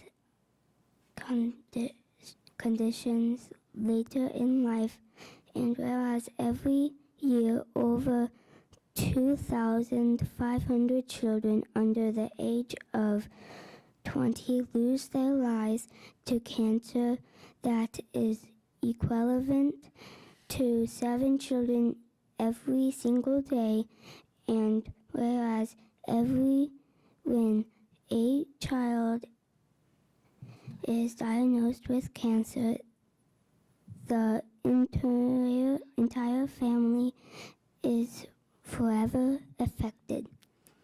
Therefore, in recognition of support of the parents, patients' families, and professionals leading the fight against childhood cancer, I, Trent W.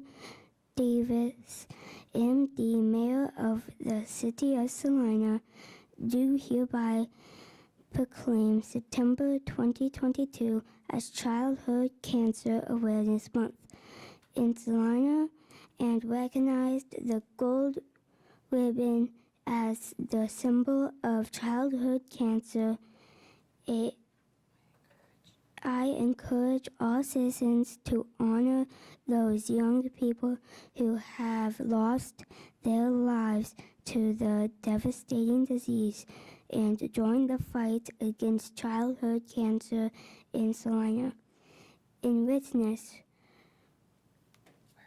whereof I have hereunto set my hand and caused the seal of the city of Salina, Kansas, to be affixed this 12th day of September 2022, Trent W. Davis, MD, Mayor. Well, thank you very much, Allison. You did very well with those medical terms. Some of our medical students don't say them correctly the first few times either. And I hear that you and Mom are going to tell us about what's... So I'm Heidi Fireham-Smith, and I'm the founder of the Love Chloe Foundation. I was so honored to have Ellison agree to come and speak and read the proclamation. Her brother Hayden is actually in Kansas City today. He had an appointment. They thought they'd make it back in time, but that's how kind of things go with doctor's appointments. So, but Hayden was originally diagnosed with leukemia in January of 2016, and then he celebrated 5 years cancer-free last summer, but then relapsed in September of 2021. So he did recently go through a bone marrow transplant in May, and so he has celebrated 100 days post-transplant and has been cleared to go back to school, so that's been exciting. So he's doing well right now. It's just those follow-up appointments and just making sure that he continues to do well. So, but we're really glad that Ellison was able to come and in his honor and read for us. So with the Love Chloe Foundation, we do have some events coming up. We do have some businesses downtown that are collecting coins for kids in recognition of Awareness Month, and McPherson has shown a lot of support with their signs in their downtown, and there's going to be an awareness walk in McPherson on Sunday at 4 p.m., and anyone's welcome to join. There's no fee or anything to participate in that. And then we have our annual golf and gala coming up in October, and that is our biggest fundraiser and is open for anyone that wants to come and play at the golf tournament or come to the gala. We'll have one of our survivors will be speaking at that event, and so it's a great way to learn a little bit more about what these families are going through and how you can support them. And then all year round, people can support us with our distinctive license plate that is available throughout the state of Kansas, so that shows a lot of support and helps us provide gas cards to families across the state. Where's the golf tournament? So that's at the Salina Municipal Golf Course, and that's going to be October 14th. And then the gala will be the following weekend on the 22nd. Excellent. So, Ellison, you want to meet me right down front here, and I'm going to give you this signed proclamation here.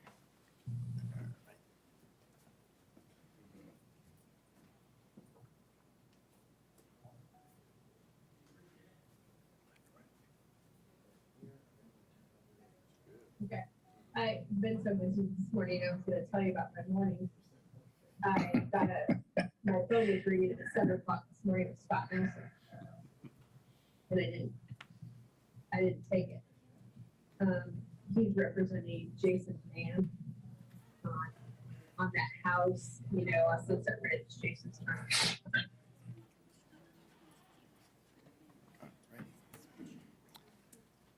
Thank you again, Ellison. We will now move to public hearings. Public hearings. Item 4.1, 2023 budget process. 4.1A, conduct a public hearing to consider exceeding revenue neutral rate in the proposed 2023 budget for the city of Salina. 4.1B, approve resolution number 22-8069 to levy property tax rate exceeding the revenue neutral rate. And 4.1C, approve ordinance number 22-11129 on first reading, adopting and appropriating the 2023 annual budget. This package just doesn't seem the same without your I know. table. I know, right? It's been so long. Good afternoon, Mayor and Commissioners. Debbie Pack, Director of Finance and Administration. While today is the formal public hearing for the budget process, this process has been open to the public for many weeks. We had many study sessions from May to July that were open, and hopefully the public was watching as we went through that process. However, Kansas statute does require that we hold a formal public hearing on the proposed budget, answering and hearing objections of any taxpayer relating to the proposed budget. And we also, per statute, must now hold a revenue neutral rate public hearing if the city is electing to exceed the revenue neutral rate. Prior to that, on July 11, 2022, City Commission directed staff to prepare the 2023 budget using the current mill levy rate of 30.452 to determine this property tax revenue. This rate exceeds the revenue neutral rate that was established by the county clerk of 27.91. As part of that decision, there are some additional steps that needed to happen. One, we had to notify this county clerk that we were going to exceed the revenue neutral rate. That was done on July 20th. We had to provide a 10-day notice of the public hearing in the newspaper and on our website. The county clerk had to notify taxpayers of every subdivision that was intending to exceed their revenue neutral rate. Those notices went out around August 1st from the county clerk. The taxing subdivision must hold a public hearing, which is what we'll do today. And the governing body, by roll of majority vote, must adopt a resolution or ordinance to approve exceeding that revenue neutral rate, which is also on today's agenda. The notice of both of these hearings went out, were published on the city's website beginning August 26th, and were published in the Salina Journal on August 31st, 2022. The final proposed 2023 budget includes expenditures of about $191 million. This is comparable to the 2022 budget, which was about $188 million. In the 2023 budget, $50 million expenditure is included for the former Schilling Air Force Base Cleanup Fund, which is a statutorily budgeted fund, and $4.7 million in additional transfers from the Sales Tax Capital Fund were set aside as accumulated dollars for the Smoky Hill River Renewal Project. The overall 2023 budget is about 2% higher than the 2023 budget is about 2% higher than the 2022 budget. The final proposed mill levy for 2023 budget is 30.452 mills. This mill would create about $11.7 million of property tax revenue for the general fund and about $3.3 million of property tax revenue for the bond and interest fund. The total valuation of real estate and other property taxes increased by about 9% for the 2023 budget. Of this growth, real estate in particular was about 9.69%, while the loss of personal property value was about 3.29% for the 2023 budget. This is as a result of a 2016 law that went into place that exempted new commercial and personal property. Since the inception of that statute, the assessed valuation on personal property loss has been over 82% for the city of Salina. Sales tax provides about 33% of the general fund revenue. While the city is currently seeing increased sales tax revenue due to the uncertainty of the effects of the pandemic and federal stimulus funding, as well as a widespread concern of an impending recession, the 2023 budget includes only a 2% increase in property or sales tax over what we actually collected in 2021. Property tax is the second largest revenue source at about 25%, and while the Property values have increased quite a bit for the 2023 budget. That's not a normal cycle for for property tax. It's typically very level of flat. And most of the other general fund revenue sources show little to no growth year over year, making a balanced budget hard to achieve on an ongoing basis due to the increased costs of materials, services, and wages that we're currently seeing. Staffing for the 2022 budget was 490 positions. The authorized staffing for the 2023 budget is 495 full-time regular and classified part-time positions. Salary projections include a 3% cost of living adjustment effective January 1st, 2022, and a maximum 4% merit increase. The projections assume historical turnover and vacancy levels. As part of the budget, the comprehensive fee schedule has been reviewed and will be adjusted for higher than normal rates of inflation and marketing prices. No new fees have been added. The water and wastewater rates are not being increased for 2023. Adjustments to park fees that are included under the cost recovery plan will be deferred until later in the year. We'll look at those and take action on those items next week when we look at some of the other items that come along with the budget. The annual budget provides the plan and authorization of resources for the operation of city services. Today, there are 3 action items required to proceed with the 2023 budget process. The first is to conduct a public hearing to take comments from citizens on exceeding the revenue neutral rate and on the proposed budget 2023 budget. And then I'll go through the other 2 as we get through those items, if that works for you. All right. Okay. I will now open the public hearing to take comments exceeding the revenue neutral rate and the proposed 2023 budget. Are there questions from the commissioners before we have citizens' comments? Commissioner Ryan? No? All right. Any citizens wish to come forward with comments? Please give your name to the city clerk. Mark Labus. If we're expecting a recession, which is going to happen eventually, the budget's going to have to drop. We can't continue spending money. To be honest, the city is one of the biggest wasteful spenders. I mean, we can just take the temperature in here. If I was up at floor 3 earlier this week, or last week, excuse me, and someone had to put on a jacket. If people are having to do that, we have it way too cold. We can save costs by energy. We can consolidate departments such as building services and street maintenance and stuff like that. Instead of having a supervisor for 2 people, you can have a supervisor for 7 or 8. That would save on salaries right there. We've separated out too much. So there are ways that we can reduce costs easily. As far as the Parks and Rec, when we're talking about that was in the study session, well, if they're running an $80,000 shortage, why not stop on the signage? There's nothing wrong with our signs, and then spending $500 a trash can? What is wrong? There is a problem with that. I can go get a trash can that'll last you 10 years for about 20 bucks, 30 bucks. It's called a 55-gallon drum and paint it. And that'll last you a good 10 years easy. And then perhaps having to do some maintenance on it. But that save you 400 bucks easy. You know, the government has to look at reducing costs. We're losing people. Saline County lost in the last census 3%.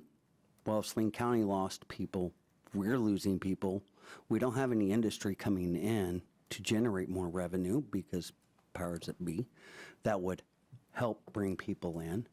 Sales tax isn't going to last forever because people are going to stop traveling. Look at gas prices. They went up, they're going to come back down, then they're going to go again. It's cyclical, just like everything.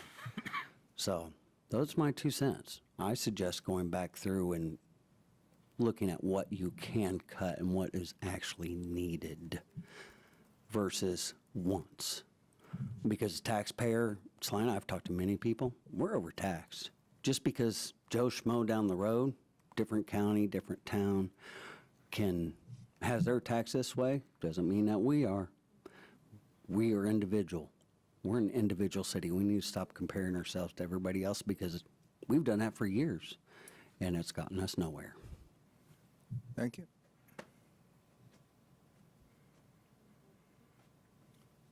Any other comments? On this subject? On this subject? Good afternoon, Mayor, Commissioners. Chad Farber, Salina. There's some good ideas that Mr. Labus had a moment ago in streamlining some of our governing.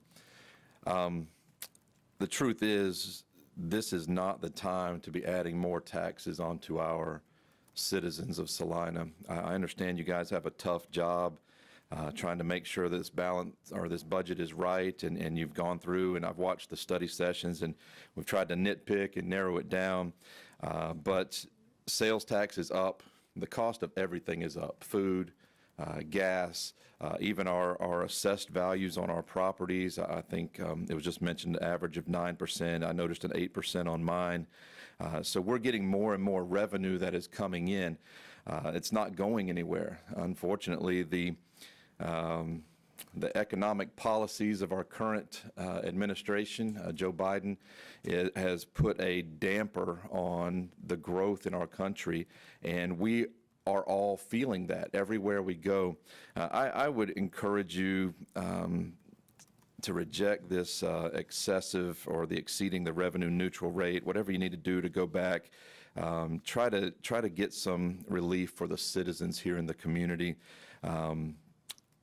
One of the biggest concerns that I heard a year ago when on campaign trail, and I was with several of you guys at the forums and different things like that, one of the biggest things I heard was there was a disconnect between the governing body and the citizens of Salina. And I think this would further spread that gap, because whether we like it or not, whether it's true or not, this is going to hit the papers that the City Commission raised taxes on Salina. That's just how it's going to be worded. And this is not the time to raise taxes. This is time for us to come together. And we're all feeling the pinch. We're all feeling the hurt, whatever we need to do. But I would suggest that we reject exceeding this revenue neutral rate, please.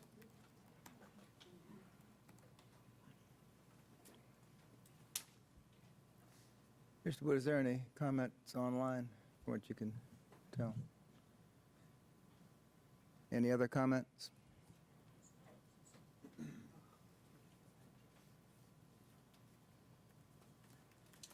Ben Winholtz. I, as a blue-collar worker all of my life, whenever my budget didn't work for the year, you downsized. You let some stuff go. The city of Salina spends money like you're a white-collar setup, and basically you're relying on mostly blue-collar workers in this community to fund white-collar costs and dreams. And the two before me have it hit the nail on the head. We need to think about, with not knowing what the future is in the economy and the craziness that could come, we need to think about, instead of raising and going beyond, cutting back. And there are plenty of areas in the city of Salina that we could cut back, basically, and wait to see what the next administration or what the future holds. Thank you.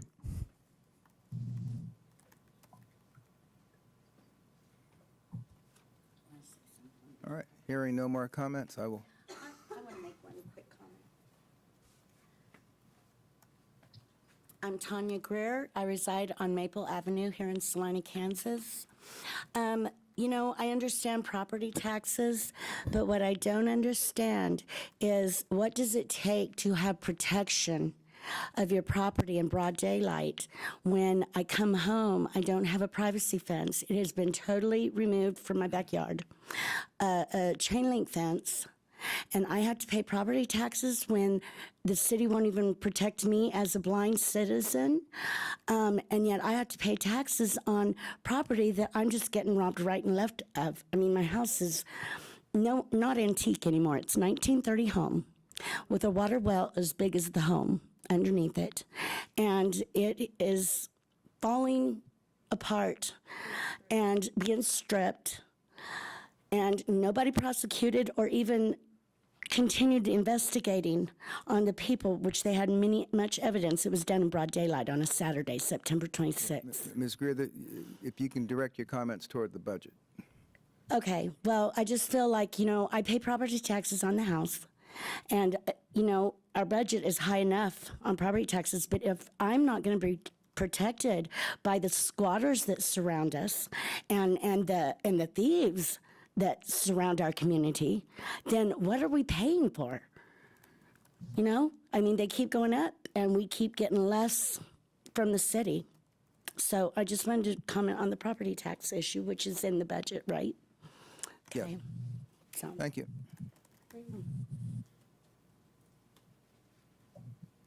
All right, I will close the public hearing on this, and any commissioners have any other comments or questions at this point? Yeah, I have a comment that when we did hear this in the budget process, we had options of leaving the mill levy neutral, which this was a learning curve for me, the whole revenue neutral process, and it is a fairly new thing. Adjusting it so it was neutral, hitting a midway point, or leaving the mill levy the same, which would be a significant tax increase. And I was not in favor of leaving the mill levy as it was. I was in favor of a midpoint.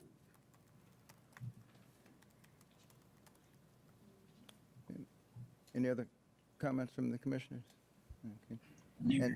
And, there are two ways to look at it, and this is just my personal opinion. When valuations go up, you pay more taxes. But when you sell your house, you get a whole lot more money because your valuation went up. Or you can borrow money off that increase in valuation. So it's a street that has advantages in two different directions. Everyone's expenses are going up. And when you look at running a government, the government has expenses. The city government has to buy gasoline. It has to buy supplies. It has to pay employees. With a revenue neutral rate, we adjust the mill levy down so that we don't bring in any more money than we did the previous year. If you account for nothing other than inflation, you have, in effect, reduced our expenses by whatever inflation is that year, because that puts a lock, and not counting sales tax. This is money that before this revenue neutral rate law was enacted would have been passed on. It would not have been a rate increase. Your tax would go up. It's just like if you buy a car for $50,000, then you get one for $100,000. Your tax rate didn't go up. Just the amount of tax you paid went up. So we've not increased the rate over what you had last year. And everyone wants to cut government spending, but nobody wants their particular favorite part of government spending to be the part that gets cut. And we have left a lot of things on the cutting room floor in the budget. Could we cut more? Yeah. Would you notice it? Yeah. So we're trying to walk a tightrope between, we certainly did not want to increase taxes. I mean, we didn't have a reason to increase the taxes. But on the other hand, money that we would normally have received from natural growth in the community, which is the increase in valuation, is taken away from us with the revenue neutral rate. So this is our way of getting at least some of it, because we need to get some things paid for now while we can in case that big recession comes through. And, some of it will go in the rainy day fund.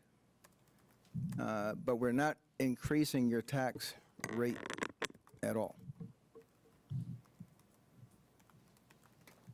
I guess I will make just a couple quick comments. We did go through a wage study this last a couple months ago, and part of that was because we've had a hard time keeping employees and bringing new employees in. So granted, we have increased our expense some, but part of that is to continue to be able to serve the community with city staff. I believe our sales tax is up. We're not sure that will continue. There's different things you can look at it. Part of it could be there's been a significant amount of workers have come into our community over the last year or so due to the Schwann's expansion and some of that, and there's no guarantee that sales tax would continue to increase. I guess partly, if you not happy about some of this, we need to look to the state legislation. When you look at the fact that we no longer collect tax on machinery and equipment in the state, that's to help bring businesses into the state, but that also has taken a significant amount of dollars away from the community that now has become the burden of the property owner here in the community. Those are things that we really can't control. So I'm no different than anybody else. If I had my way, I'd love to see my taxes go down, but in order to continue to fund what we need to do in the community, I believe we talked about this, several months ago, and I am for leaving the property tax mill levy rate at the 30.452. And so with that, I guess I will make a motion that we approve resolution number 22-8069 to levy a property tax rate of 30.452, which exceeds the revenue neutral rate. Second. Okay, it's been moved and seconded to approve resolution number 22-8069 to levy property tax rate exceeding the revenue neutral rate. All in favor, say aye. Aye. Aye. That resolution by the new statute requires a roll call vote. All right, part of me thought that it probably should, but I didn't say it. Thank you. That's certainly the exception to the approach for resolutions, but Yeah. it's statutory. Roll call, please. Commissioner Hoppick, Aye. Commissioner Longbine, Nay. Commissioner Ryan, Aye. Mayor Davis. Aye. That passes 3-1. Thank you. And if you tuned in later, Commissioner Lenkwitz is not here today. And the final item on today's budget agenda is to adopt ordinance number 221129 appropriating the 2023 annual budget. This ordinance will be considered for final passage at the City Commission's regular meeting on September 19th, along with other legislative actions, as I mentioned earlier, the comprehensive fee schedule and pay plan. Any questions that we haven't gone through in the last 4 months? But there's always last-minute haggling and concerns. Commissioner Ryan, any questions or comments? None here. All right, thank you. Thank you. Any questions, comments, concerns from the public?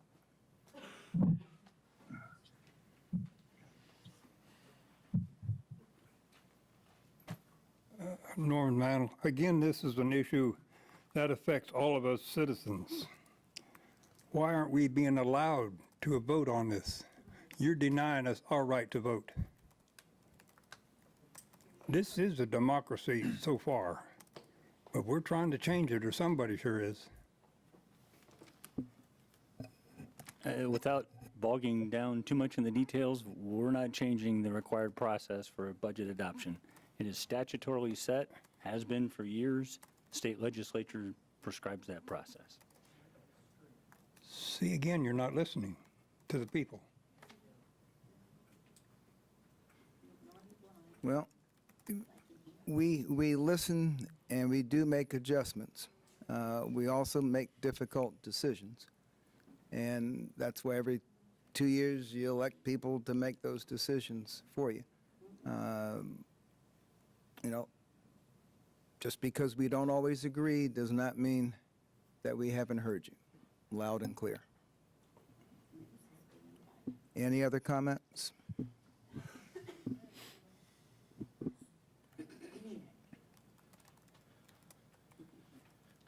Commissioners Chad Farber, Salina again. I wish this process was a little different. I wish we could hear you guys' comments and arguments for making our taxes a little higher before we came up and made our adjustments. It seems a little backward. It's kind of a way to silence the community by having the public come up and speak first, and then you guys make your comments, and we have no rebuttal process against that. You made the statement, we hear you loud and clear. Hear this loud and clear. Taxes are too high in Salina. Taxes are too high. We want the process. We want a good place to live. We want the government to help us to have the processes in place, but taxes are too high. We increased our budget. Government is too big in Salina, and big government is ruining our nation. It's ruining our area. It's ruining our city. And this budget that we have, it went up a little bit again this year. And I understand inflation, but inflation is hitting all of us. If we are losing citizens in the city, in the county, there's a reason for that. If we can't get our citizen numbers up, there's a reason for that. Let's look at what the reasons are, then we can adjust our budget. I know this is a budgetary thing, but taxes are too high in Salina. Amen.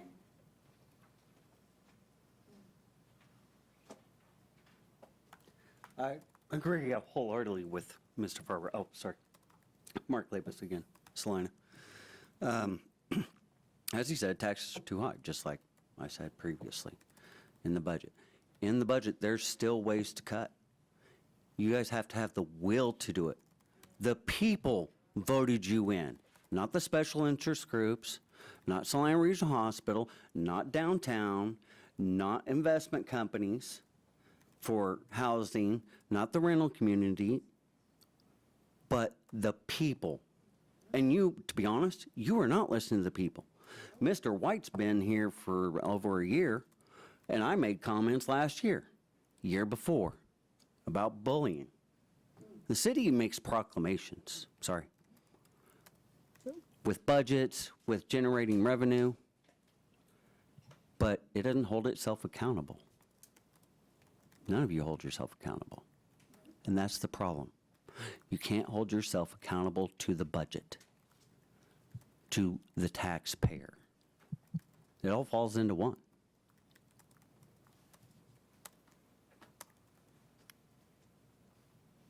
Any other comments? Now, as far as giving the public opportunity to comment on the budget process, this is a 4-month process that we go through. Departments bring up their suggested budgets, what's being cut, what's being included, what they want, and it's actually a very long process. I thought this year it was mentally less taxing than in prior years, but this is not something that we get on a Thursday and decide by Monday, 3 days, the whole budget for the whole year. We actually take a third of the year or a fourth of the year just on budgetary issues for the following year. And of course, we're trying to do a budget for the next year, not knowing how much money we're going to have to spend, which makes it even trickier. As cities go, I would say Salina budgets rather conservatively. We kind of assume the worst for income, and we don't include a lot of things in expenses that we probably will have money for. We'd much rather come at the end of the year and adjust the budget and get some things that we could have or reduce our debt here and there. All I'm saying is I don't know that the grass is all that much greener in places close to us as far as taxes. As state has shifted a lot of the financial responsibility to local municipalities. So, locally, taxes have gone up, such as the property tax on equipment. As a business owner, no one likes them. Why? Because they got to pay tax on something they've already spent money buying.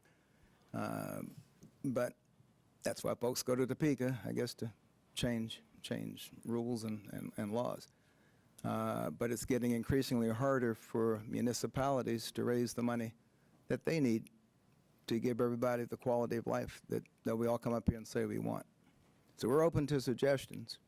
But again, very few people want their pet project to be cut. So we're trying to accommodate as many citizens as we can.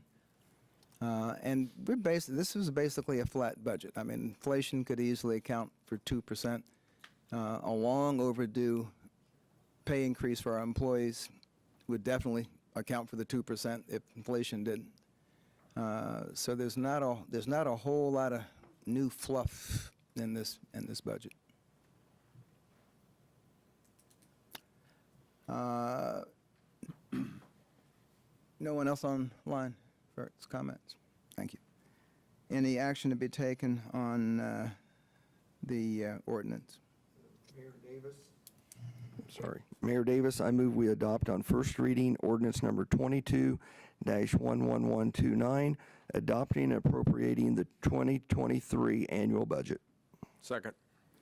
Been moved and seconded to approve ordinance number 22-11129 on first reading, adopting and appropriating the 2023 annual budget. All in favor, say aye. I think this is an ordinance we need to roll call. First? Second reading. Oh, first reading, I'm sorry. Believe me, I messed it up before. Sorry about that. So all in favor, say aye. Aye. Any opposed? Motion carries 4-0. Thank you. We will now move to the consent agenda. Item 5.1, approve the minutes of August 22, 2022. Item 5.2, authorize the city manager to sign a request from the Kansas Department of Transportation to exchange 2022 federal funds per the KDOT master agreement governing the annual use. Is there any item, Commissioner, would like to remove from the consent agenda? Okay. Hearing none, is there a motion on the consent? Mayor, I move we approve the consent agenda as read. Second. Been moved and seconded to approve the consent agenda. All in favor, say aye. Aye. Aye. Motion carries 4-0. Go to administration. Item 6.1, authorize the submission of a fall 2022 cost share program application by the City of Salina to the Kansas Department of Transportation for West Magnolia Road from Centennial Road to Interstate 135, City Project Number 22026. Mr. Stein. Thank you. Thank you, Mayor and Commissioners. Jacob, if you could pull up is it okay if you pull up the map? Just to give us an idea where we're at here, this project is a long, overdue is the right word, but it's just a project that's Magnolia, west of Menards, and it's been an old kind of ditch road for quite a while, kind of narrow, needs some maintenance, and so we, in June, decided to do a preliminary design on this, kind of hoping for the opportunity to submit some grant applications. There's quite a bit of opportunities out there for grants, and so we felt like if we could get some preliminary design, get it surveyed, get some ideas on what it might cost, that would help us in the long run here. So anyway, we hired WSP USA out of Wichita to help us get this preliminary designed. We've held a couple of public meetings so far, looking at the adjacent property, a lot of things in that area with the drainage, with the bridge, with the railroad crossing, with the Interstate 35, on and off ramps here on the east, or the east end. Here's Menards. Ag credit is right here. So we're proposing with this project, or this cost share application, to propose the first phase. The cost share applications are capped at $1.5 million in funding, with a minimum 15% cost share from the city or the entity. So we've decided to at least look at the part from West Magnolia to just west of, or from west of the interstate off-ramps to just west of the ag credit driveway there, which would include the intersection at Virginia and which is kind of the entrance there to Menards and the newer hotel that's there, and the possible future development there that we've heard about around that area for the Drever Group. So that's another reason to try to get something done with this roadway. As you've talked about connectivity and just having it being kind of isolated from the community. The hope eventually, of course, is to go all the way to K-State Salina over here and kind of connect the airport industrial area with a expanded project. But at least for now, with this application, this cost share application, in this first round, it would just be that first section there to about Virginia Drive, just west of Virginia Drive. Let's see, just looking at kind of the history of the cost share, looks like, yeah, 11 million is available during this round. So as I put in the blue sheet, there's, you don't have a great chance, but you have some chance. So at least we feel like let's get this submitted and see where things end up. Looks like in the spring, 11 projects were awarded, totaling 7 million. So they're giving out so much per round, basically twice a year. So at least if we get this submitted now and see where we're at, and then possibly if we have to do it again another time. So at least we've proposed $1.9 million project, $400,000 in cost sharing from the city, and maybe some cooperation from Saline County, still in discussions about that.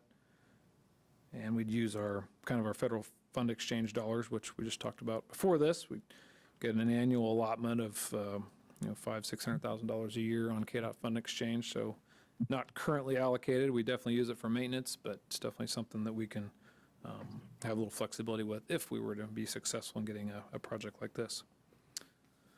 So I would stand for questions. Mr. Stack, do you know, will they fund all or none, or do they, on these prior times they've done it, or will they come back and say, we'll give you X number of dollars and then we have to make the decision? Do you know how that's worked in the past on some of the other grants? Well, when I looked at kind of what had been funded before, it seemed like they were wanting to fund, a phase or a whole project. So it's a bridge or a trail or something. So they would probably come back and say, you either get the 1.5 or yeah, you're not going to get it. It would seem like that's what they'd have to do here, because it would be harder, or they'd ask you, well, can you, kind of like the RAISE grant did. They said, well, can you come back and you do a smaller project? Is there any way to phase it differently? I'm sure they could ask us that, but typically these are, people ask for a project amount to do a full project, or in this case, and there was a full phase comment in here about where the 400,000 would come from. Is there more than one option as to how to fund our portion of that 400,000? Oh yeah, sales tax, gas tax, and federal fund exchange, kind of the annual process of, as you guys have seen our maintenance proposals every year. We have more mill and inlay, less mill and inlay, more. So micro. We have room in those accounts if we would just decide which one we want to use at that time. Yeah, in our, I guess, a broader, more roundabout way, we do have pots of money that we allocate for annual maintenance. And so if for some reason we should say that we don't want to take it out of federal funds exchange, I think we've got enough flexibility that we could take it. I like the fact you said roundabout way. Did you catch yourself? That was unintentional. Yeah. Sorry. Well, I have a question about that. And the plan, it looks, in the diagram I have, it looks like a roundabout is planned for that place. And as Mr. Stack has remarked, it's a narrow area. Why are we putting a roundabout in that small space? And is there any difference in cost between a more traditional intersection and a roundabout? There is. Seems like with signals and long-term maintenance of signals, they're definitely cheaper. They're more economical to put them in, but in the long run, the roundabouts are safer and they're lower maintenance. So of course, when you have a power outage or a windstorm, they still function just fine. They work really well. They're very safe. That's the other thing with Magnolia and 9th there being our probably one of our toughest intersections with accidents. WSP is just proposing a roundabout.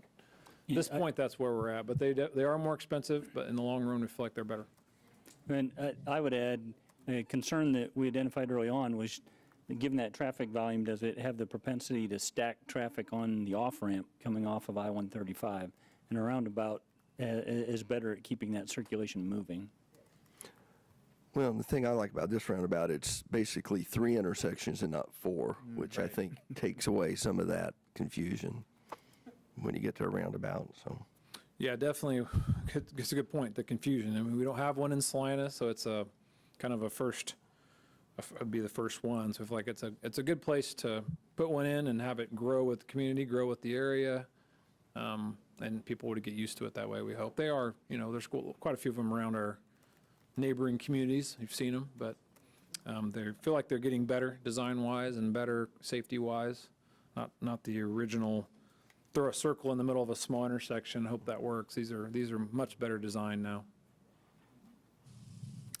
Well, I attended the information meeting last Wednesday on this, and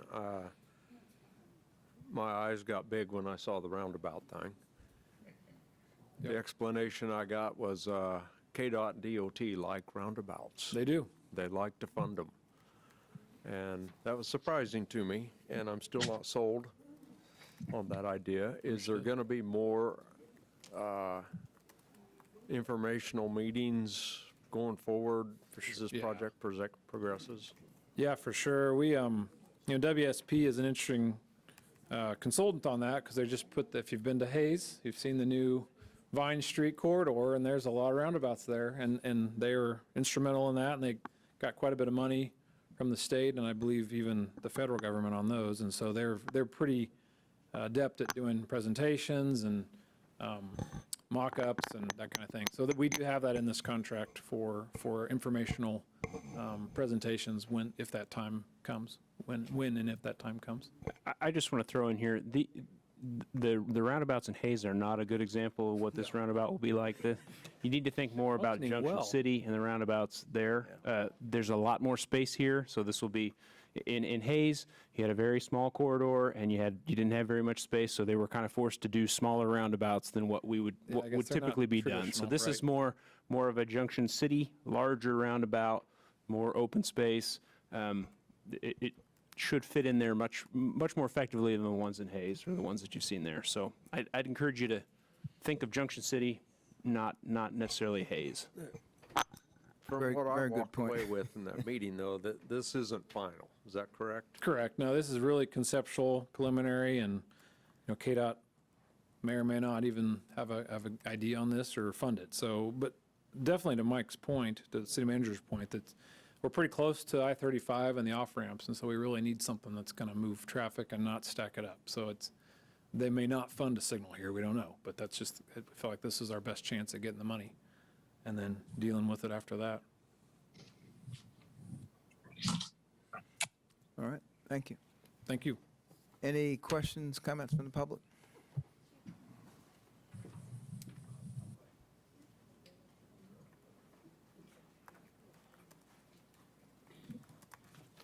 Norman Mount Salina. I just hope them roundabouts are big enough, because when you start bringing in there a 55-foot trailer plus the tractor pulling it, it takes a lot of area.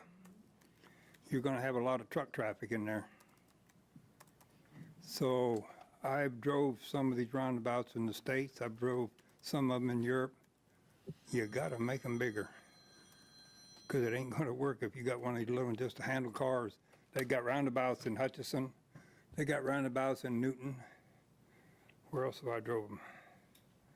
Just how many options are there going to be for just Magnolia Road itself? Is it going to have a lot of lights? A lot of more than just what we basically need. First, we need just a good, solid 3-lane road. Do we need all the bells and whistles? But you ought to see how we drive them in Europe. Is a good point. The next plan, they may make sure it's big and wide enough to swing a truck through. Mark Labus, Salina. While I'm personally not a fan of roundabouts, I'm not sure what's being proposed here, because there are multiple roundabouts there in Junction City. I used to work at Fort Riley. Is the proposal similar to the one where you get off onto K-77 or US 77? I forget which one that is, which is the first exit for Junction City, which has the traffic looks all kind of funky, has multiple lights, stoplights and whatnot, where it's 20 miles an hour, or is it a traditional roundabout? Now, if you got plenty of space for a traditional roundabout, if I may make a suggestion, the brick ones that lay flat, those suck. To be honest, people just run over them, go straight anyway. You see it everywhere. You're better off going with a concrete circle in the middle, such as the ones that are, I believe it's on West Beloit and West Minneapolis. It's in between Kerwin and Republic, there on the west end. But no, I've driven all over this country, semi and on just vehicles. And you see tire tracks all over the ones that just have the brick in the middle. So they're not really going to do anything if they're that type. I suggest something better. It'll slow down the traffic that's coming out from from the K-State Salina area, the airport, Schwann's, Tony's Pizza. It's a busy road. And it just so happens, I'm sorry, I got to pick on you, Mike, that, your pet project was approved where you, out there in that area, or where you had to excuse yourself, that this is being proposed. And that road's been needed for years, probably a decade.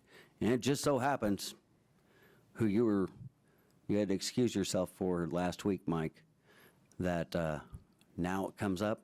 I think we could have done this way before.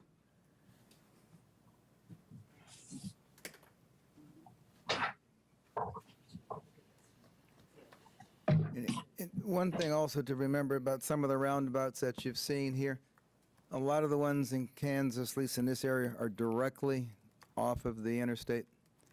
And you have roads going in lots of different directions. This is not directly connected to the interstate off-ramp. So you're not going to be coming off an off-ramp into a traffic circle like you would even in Junction City. And as Commissioner Hoppick mentioned, there are only really 3 streets that are going to provide any sizable amount of traffic to this. So it'll be an easier roundabout to handle. And it's new and different, but that in and of itself shouldn't make you think that it's evil. All right.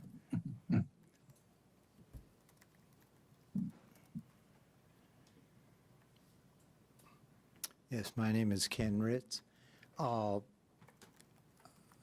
had experience with roundabouts and also with having lived in the Sunset Park addition, which that's not really a roundabout, but it's, I lived there on 2 different streets for a number of years and found those really worked well. Now that's with a very light traffic load. But I initially encountered roundabouts in England, in Scotland, and that was over 50 years ago. And getting adjusted to sitting on the wrong side of your car and driving on the wrong side of the road, even with that involved, the roundabouts didn't vex me at all. What few roundabouts I've encountered in Kansas, in Kansas City, and whatever, I don't know why, but I'm really perplexed. So maybe I'm in need of supervision or something. I don't know, but they're not. It's not the experience at all, and it's been so long since I've encountered the ones in in Britain that it seemed like they were much larger. But the other thing that I noticed, and is very true, in a country that's, we're newcomers to this part of the world, and they go back 1,000, 1,500 years, that there were often 5 and 6 different roads coming together at one time. And as we know from our 5-banger on North 9th that eventually had to just close one, there's not a good way with traffic lights to deal with more than four directions. But I would suggest looking at how it's been done forever. It was not a new program. It looked like these roundabouts had been there for 10, 20, 30, 40 years, and that's 60 years ago. So if it's that sort of an experience, I don't think people will have a problem with it. If it's like what I've seen in Kansas, unless I'm just the odd man out on this, I think a lot of people are going to not really know what they should be doing, what they shouldn't be doing. Well, when do I enter? How do I get so I can exit? And that sort of thing. So I would just, I'm on both sides of this, but I know that it can be done in a way that is very natural. So anyway, that's Thank you. what I have. I'd like to kind of redirect this conversation. I knew the whole roundabout thing would throw up a lot of ear, but it's the question here is whether to approve the applying for this cost share program. And we'll have plenty of time to discuss roundabouts. I just want to say one thing about the roundabouts. No, I know where it is. I'm Tanya Greer, Maple Avenue, Salina, Kansas. I'm very familiar with roundabouts. Loveland, Colorado, which I've lived in for 17 years, has roundabouts. There's one at the Walmart, Denver Boulevard, Eisenhower, and it's very simple. A yield sign, and you watch for the other people that are already in there, and then you can go when it's your turn. It's just a matter of smart driving.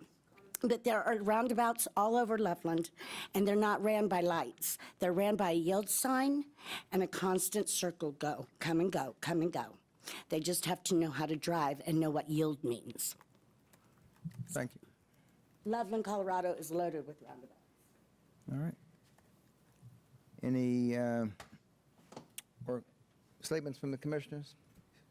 Mayor, I move we authorize the submission of a KDOT cost share program application for West Magnolia Road from Centennial Road to Interstate 135, city project number 22026. Second. Been moved and seconded to authorize the submission of a fall 2022 cost share program application by Salina to KDOT for the West Magnolia Road project number 22026. All in favor, say aye. Aye. Okay. Motion carries 4-0. And we will now move to 7.1, development business. Item 7.1, approve resolution number 22-8067, setting the date for a public hearing to consider whether a dangerous structure at 901 North 7th Street shall be condemned in order demolished or repaired. Mr. Pilcher, thank you. Right. This is just the very first process, or very first step in the dangerous structure process. Mr. Pilcher, excuse me, can you pull your mic down a little bit? Sorry. Yep, there we go. Sean Pilcher, by the way, sorry about that. This is just the very first step in the dangerous structure process, as annotated in KSA 12-1752. And all that is required to get this public hearing scheduled is a written statement from the building official that the property is dangerous and the description of the property and a description of the location of the property. All the parties of interest from the commission title report and the governing body will be notified as when you guys, if you guys set the public hearing. The reason that no information from city staff other than the location given at the time of this request for the public hearing is to maintain due process for those involved. So all we're talking about today is the address, and I did include a photo of the front of the house just to give a little bit of idea of what we were talking about in the packet. The current request today, 901 North 7th, is a severely dilapidated property. An inspection of the structure was performed by the building official using the criteria listed in Chapter 31 of the Salina Municipal Code. Following their inspection and evaluation, the structure was identified as dangerous. As I said before, this is just the very first step in the process. You'll get much more information on the property at the public hearing should we decide to schedule it. With the adoption of this resolution, the following timeline will be set in motion. We'll send a certified copy of the resolution to each property owner and all the identified parties in the interests, including lien holders. What we do on that is we'll pull a title report on the property, and then we'll send that over to our legal to get me the list garnered from that title report. And that's who gets notification from that. September 16th, the first publication of the resolution in the Salina Journal. September 23rd will be the second publication, and then October 24th will be the public hearing. And with that, I'll be open to questions. Maura, if anybody. technical question. In the blue sheet, it mentioned there were photos of the interior and exterior. Was it your intent just to do the exterior? Just one photo of the exterior is all today. All right. I don't have any questions. Commissioner Ryan? Any questions? I guess I have a question about process.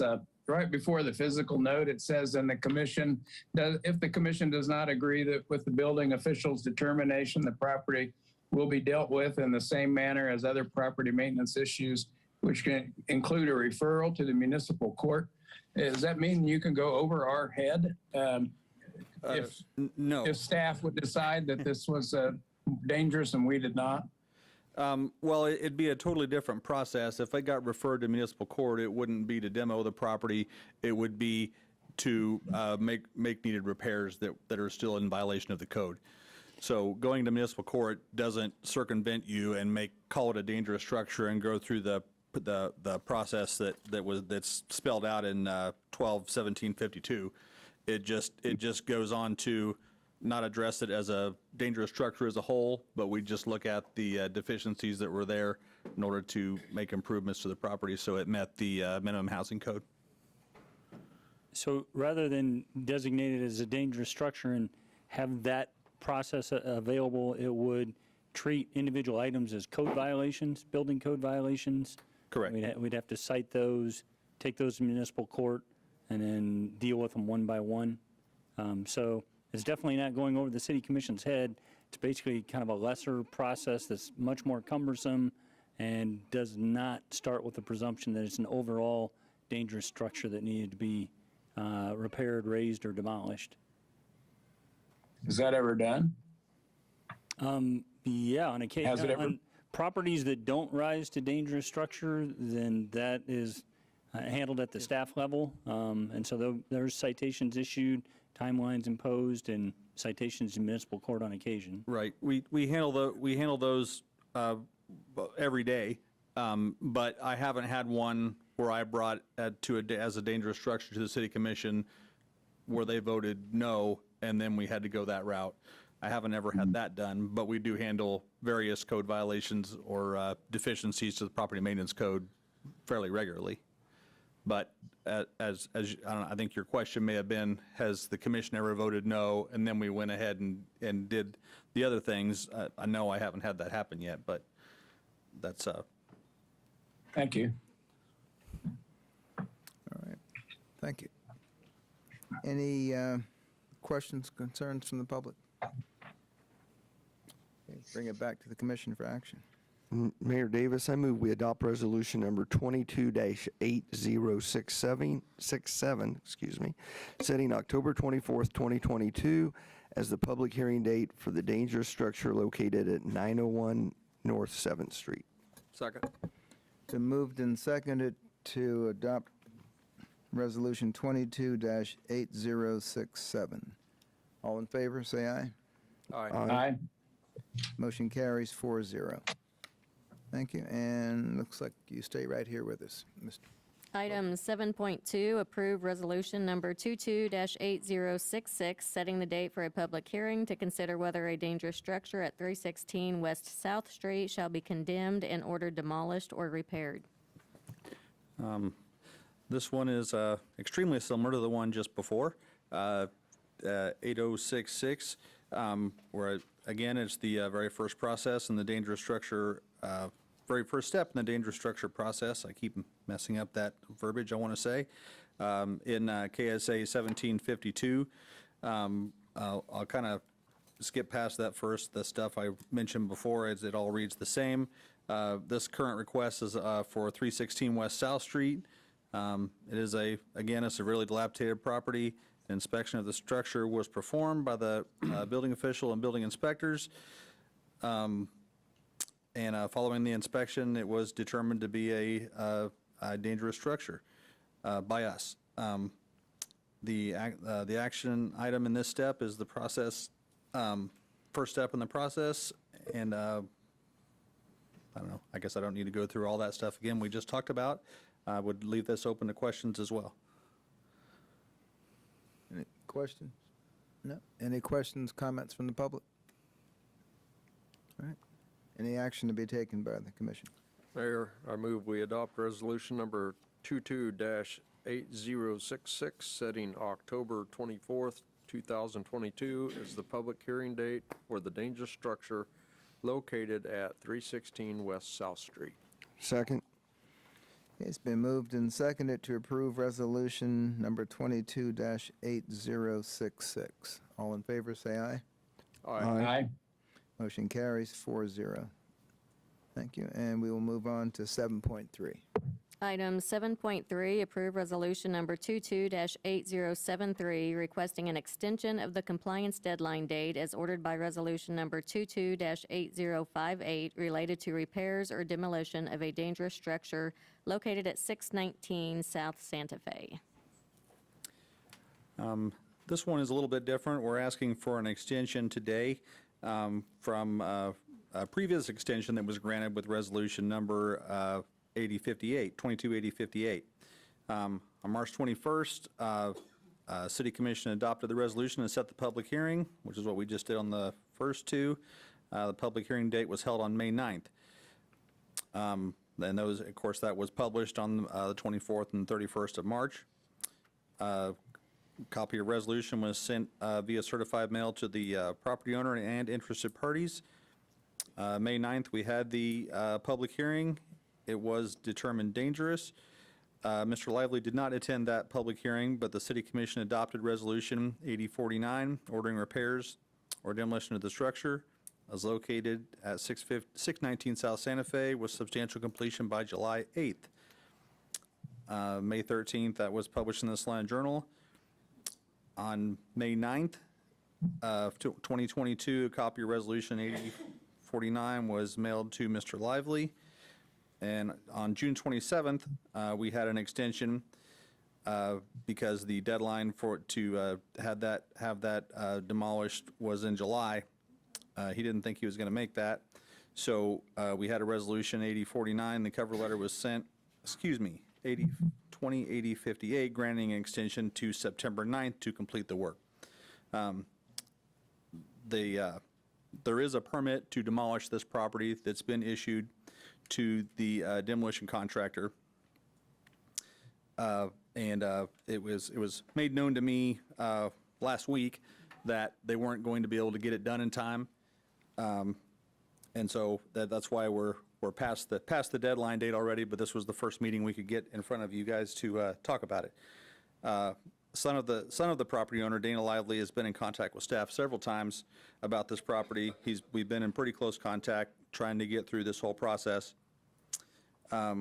He has contacted a demolition contractor who has applied for and was granted a demolition permit for the property, but has not started to date. In order to obtain the demolition permit, Mr. Lively had to apply with the Heritage Commission in order to get a certificate of appropriateness because of its proximity to the downtown area. He obtained that on July 27th, that certificate of appropriateness, but it was required a 14-day protest period. After that, which was August 11th, that expired. Mr. Lively has required more time so that he may secure funds to pay his demolition contractor. And I believe Mr. Lively is here today if you guys have any questions for me or him. Mr. Lively, you want to come up? Feel free to come up.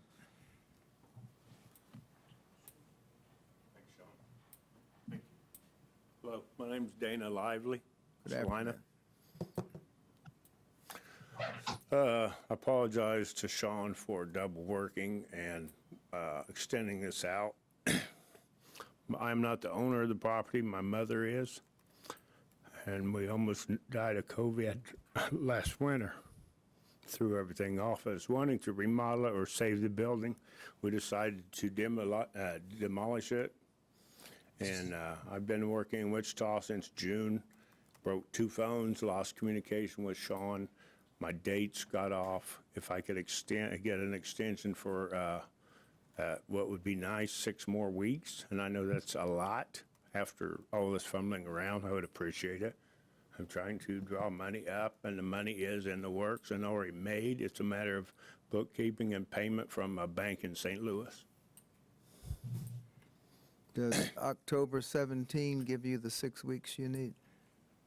Because my quick math tells me I was it's only thinking the about... end of October, but I don't know what the date is. I know the year. Okay. It's been a hard winter.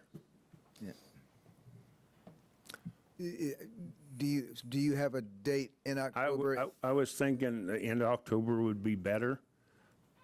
You know, it's not a stall, it's a cash flow item. I want to pay my bill.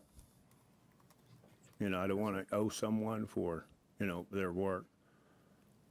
October 31st is on a weekend, or... I talked to a guy today that could probably have it down in a month, but I don't want to say that unless I'm sure he can. October 31st is a Monday. It is a Monday, okay. Oh, we don't want to do nothing on Mondays. That's Monday, No, I'm kidding. So the 31st would be better for you than the 17th? It would. We do not meet on the 31st. I believe that's a 5th Monday. Whatever works for you people. That's correct. If the 31st were the deadline and that deadline were missed, I don't know that we'd be able to process it that quickly. That's true. It'd anyway. be the next week, probably. Okay, I just knew that was 5th Monday. Yeah. What works for you? Is the deadline to begin the demo process or to have it completed? Have it completed. Completed. That's why I was waiting. I wasn't waiting for money. I was supposed to start a job in January of this year. It was postponed to May, which is postponed till October now. And it's a remodel, 8-story building in Wichita. It's low-cost housing remodel with occupied people. And there's so many variables in it and legalities, but they pushed it ahead to get tax credits of 2022 and start demoing it. And then they find out the architect didn't have his prints right. Therefore, nobody, you can demo a building, but you can't rebuild it without architect prints and, plans, permits. So it got hung up. And that's why I'm stalling, is because I'm locked into those jobs. I have $300,000 in work in Wichita. And I just followed up a painter that left the job on the 100-unit project. I cleaned that project up for the contractor on a cost-plus deal, and I've made plenty of money to pay the demo. It's a timing thing, not a money thing. Well, and it's good you've been in contact with Mr. Pilcher. Oh, I have broken 3 phones since we started this process. This year, I've broken 26 phones. So I'm very active. I'm a paint contractor, and we're doing acoustic ceilings stuff like that. And I lost my contacts with Sean. I got my deadlines wrong. I thought it was September 27th. I got an email from him last week, about 3 days before. I thought, whoa, we dropped the ball here. So I contacted him. I don't check my emails. I get 250 a day and 50 phone calls a day. That's why I break phones. I'm very busy. Get all the contacts stored It is in the what it cloud is. there. Yeah. I'm gonna My last look- name's Lively. What can I say? I'm going to look to city staff. A permit's been granted for the demolition. Does that have a time frame that before you'd have to resubmit for a new? A normal building permit has 180 days before it We got six, okay. expires. There's a little shorter timeline whenever we're dealing with resolutions that apply to it like that, so they generally don't give them 180 days for something like this. We go by the deadlines of the resolutions. Just to clarify what Mr. Longbein was asking earlier about commencement and completion, this new resolution, if you read through it, it doesn't have a commencement date on it because he's already met the commencement criteria, which is applying for and getting a permit. So that's what we would consider commence the work. In a normal, like right after the public hearing, the original resolution you would get would have a commencement date of a certain date and then a completion date of a certain date. This one just has a completion date on it because the commencement part has already kind of taken place. They've put forth the effort to get the building permit, and now we're just trying to spend the couple days once he gets a contractor there to get her knocked down. Yeah, it's a 2-day job. Have you maintained keeping the structure secure? I know that was an issue from the onset. Yeah, we've been. We can. It's an issue. Yeah. It's been an issue since we bought it. We've It's just, they tear doors down. Brenda Stoss has taken one person to court 4 to 6 times over it. He keeps coming back. There are people that like to get into buildings. And I wouldn't lie to you. You know what I mean? Best we can. And that's why we decided to tear it down. Plus the condition, of course. It's a headache. All right. Thank you. Any comments from anyone in the public, either here or online? I'm here. No one online? All right. Thank you, Mr. Lively. Any action to be taken by the commission?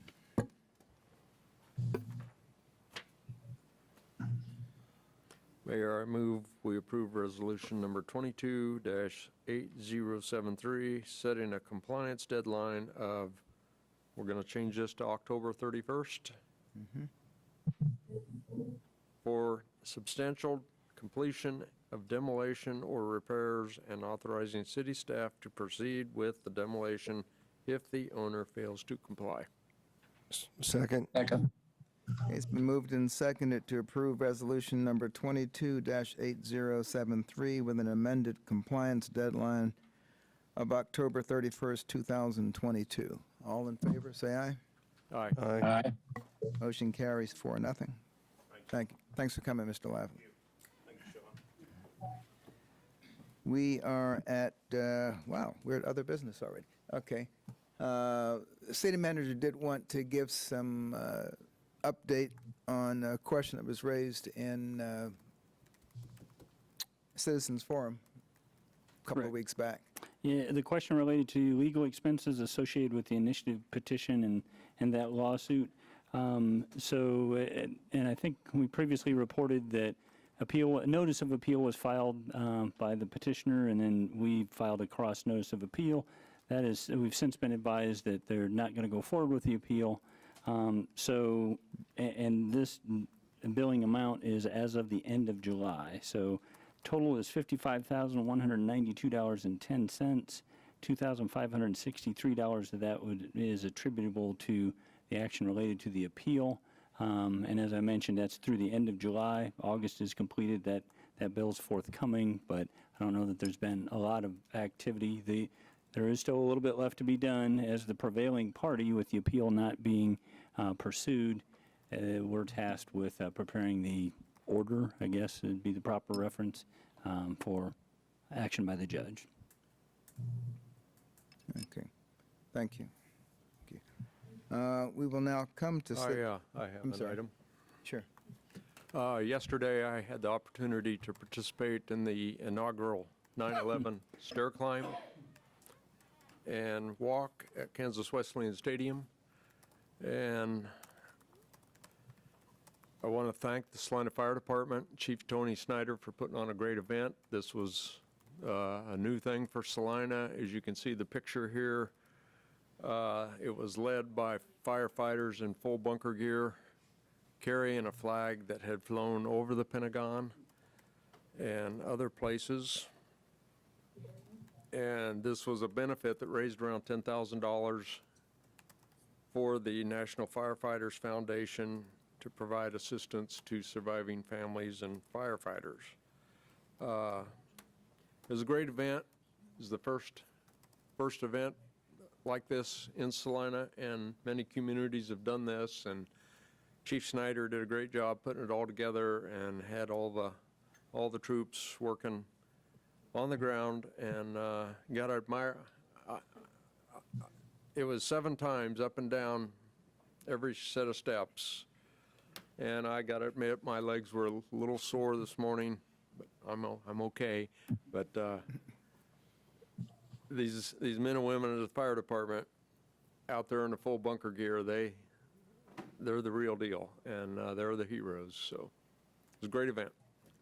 How much gear did you volunteer to carry?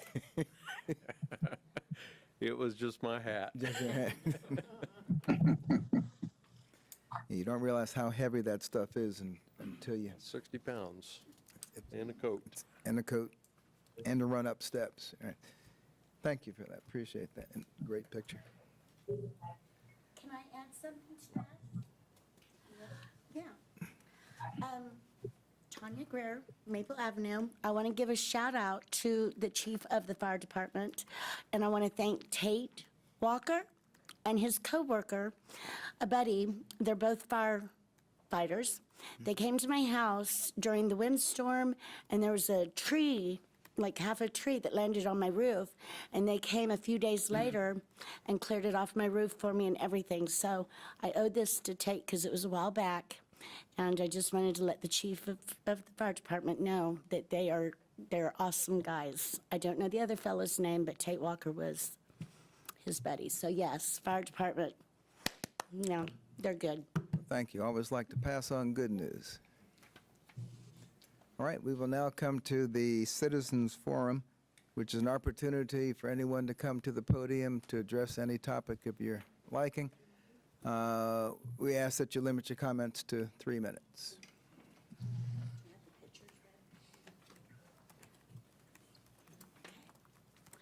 My name is Tanya Greer.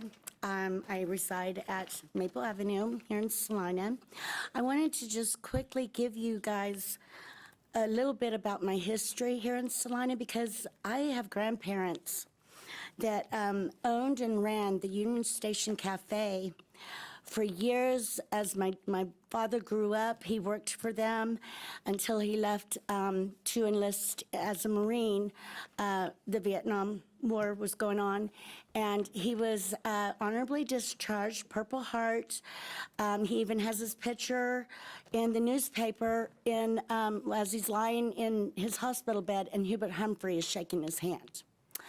I feel like when I came back, I lived in Colorado for 20 years. I came back in 2017 due to a medical condition that left me blind, and many years of, treating something that was misdiagnosed for a very long time. And I came with my babies, which were my dogs, my babies. And I made a home in my old home that I came back to live a nice life as I'm trying to heal and get through the medical issues that I'm dealing with. I have light perception in this left eye and 20/400 in this eye, so all I see is shadow forms. I don't see detail or anything. The dog, I have an issue on July 1st, my niece was on my property. She had a warrant for arrest. She told me she was somebody else when I answered my door at late hours of the night. After 23 hours of her being on my property, I had to call the police because it was getting to the point where she was turning from Jekyll to Hyde. She has a schizophrenia. Aliana Sunnyberger, you need to come up here, is my niece, great niece. This is Jessica, my niece's daughter. She has currently been hired as my PA through OCCK, but I am her employer. And I get 14 hours of assistance. On July 1st, her mother called crying wolf, that she had a 104-degree temperature and she was dehydrated behind Masonic Temple or whatever. So we went and got her, thinking we were going to take her to the hospital, but no. She ended up going to Aliana's and interfered with what we were set up to do for that day. She tormented her till 3 o'clock, 4 o'clock in the morning. I had to stay on the phone with her until I finally decided to request a well check. A car exploded right next to her vehicle at the trailer court on North 13th. And yes, she is a person of interest regarding this, but she was out there when the explosion happened. The well check was never performed. They arrested my niece on a false warrant and ended up finding something in her purse that did not belong to her. And it was obvious, Ms. and I Greer, can vouch for that. If I could just steer They you. didn't do the well check. What? Just steer you because we're Okay, I don't want to get into too much. If you can just steer it towards something the city Okay, commission might be able the to help you dog. with. Lilo, on the 1st of July, when I had her arrested, Lilo was the dog that I had 6 police officers at my house, and they abandoned. Jessica was arrested and taken to jail, and she was. This dog was brought to my house when she was at my residence without my knowledge, and then next thing I know, this guy is dropping off this dog. Okay. Pretty much what she's trying to say is the dog my mom had abandoned with her, the dog was neglected, it was malnourished, and it was Blister in bad paws. shape. It was in bad shape. The dog, we've been starting on training courses with her so that it can become her service animal because she is blind and she needs the emotional support, the It's not just that mental. No. Her dogs are her babies, and for them to. Tell us how. Okay, just keep telling Tell them. us how we can help you, or what the issue The is. dog, took Lilo. the dog was taken from her. The dog was left there for 90 days, and then they came back and they took the dog from my Because aunt. Jessica started knocking at my door at 8:30 in the morning, and I'm in bed. Okay, but And- no, All she wants to do, the dog is not a pit bull. They took her stating that she's a pit bull. She's a New England Staffordshire Terrier. She's not pit bull breed whatsoever. So what my aunt is requesting is to have her dog back so that she can finish her classes and her courses so that she can become a service dog for my aunt. And I took care of her for nearly 2 weeks to get her back to, there and if I could someone show at you the pictures of the dog animal and all her shelter that- dog friends. Where's the dog at now? It's at the animal shelter. They went into my home with one of those sticks, and the poor thing was running throughout the whole entire house like a wild animal. Okay, now, just And- so that you know, we can't do anything right now that's going to get that We're dog not- I'm not- released. Just trying to get you to the person that you can have Right. the best conversation with to get And this that's resolved. the all other right? point too, is about a year ago, they put down her other service dog. They euthanized him, and he was not a pit bull either. So that's the main issue that we're trying to address, is that they keep taking her animals away when they're not a specific breed. They're not dangerous. They're lovable. They're Okay, so we have the idea of what okay. the issue I need to show you pictures of Lilo and how far we came Well, with her. we believe you. All right. Huh? We believe you. Okay. All right. All right. right. So, yeah. Talk to Mr. Deputy. Wood's been in contact with her? I have talked to Follow-up Jacob, and he's conversation. very understanding and patient. Right, so you had a conversation this afternoon? Yes. She just needs So- the companionship. She's all I haven't had a alone in good her 5 house. years. We're not going to get it sorted out right now. I know. The conversation needs to continue with Mr. Wood. With Mr. Wood? Okay. Yes. Are you ready? All right. Well, Trent, Mayor Davis, I know I've sensed it from you And she verified today that you are a very intelligent, wise man, and you have kind eyes. So I'll I take the know kind eyes if you first. have kind eyes, you have a kind heart. And I've sensed that about you. And the mayor in New York met a dog that was being, going to be euthanized, and he saved that dog because of how she acted and did with other people and other dogs. And I don't want to lose a sweet, precious puppy to something that she isn't part of. I will transfer my kind eyes over to Mr. Wood. Thank you for your time. And we'll see what we can do, all right? Okay. All right. Thank Thanks you. for coming.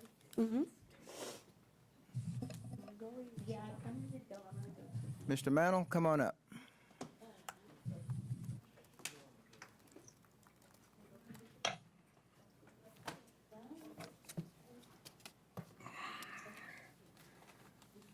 My issue, Norman Mantle, Salina, my issue for the last 2 years has been about water.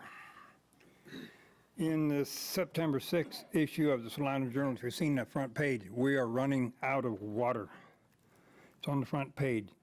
What are we doing to reduce our water usage here in Salina?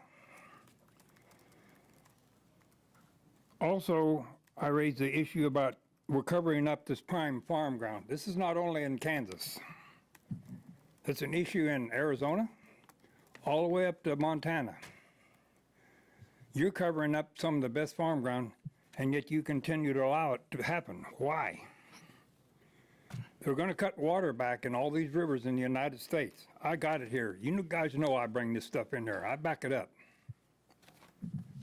The Arizona tribe is going to pull the water collection in some of these major rivers. They're going to take the water away from you guys on the Smoky River. The Native Americans have senior water rights in the whole U.S. The Ninth Circuit Court has issued a court order.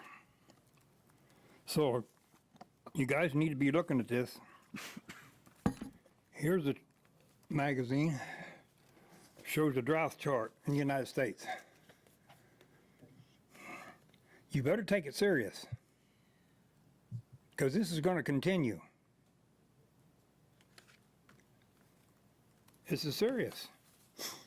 But our elected officials, they don't seem to care about the most important issue.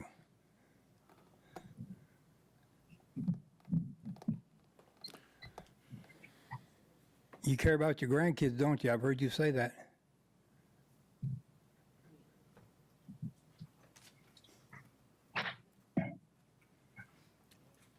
That is an important topic, and I guess something we will have to start having conversations on. Hi there. Linda Reynolds. Our Vote Yes signs were being destroyed at our office, so my granddaughter and I printed a mural on the south side of our building. We had a visit from Sebastian Baez to see if the sign was vandalism. I advised him no. I completed it, and our building needed to be painted, and we would do so after the election. On August 11th, we received a correction order from the city regarding a violation of a temporary sign. I visited the commission and was advised by a city employee that it was a mistake. Jacob Woods gave me his card and said if I had any problems to contact him. On August 22nd, we received a violation notice dated August 11th, wherein we needed to have our wall painted by 8/28. I then made an appointment with Jacob. He advised research had been completed, which I am sure consisted of several employees, attorneys for the city, and city commissioners, that the city was incorrect and we would be receiving another notification. We did receive a letter from the city on August 26, wherein we were not in violation. I thank Jacob Woods for his professionalism, but I wanted to advise the city that taxpayer funds were wasted in this endeavor. The city was advised we were going to paint the building after the election, but that was not good enough. I can only imagine the wasted funds spent on this harassment. I pay a lot of taxes along with everyone else, and conserving our funds would be appreciated. Thank you. Thank you. Anyone else?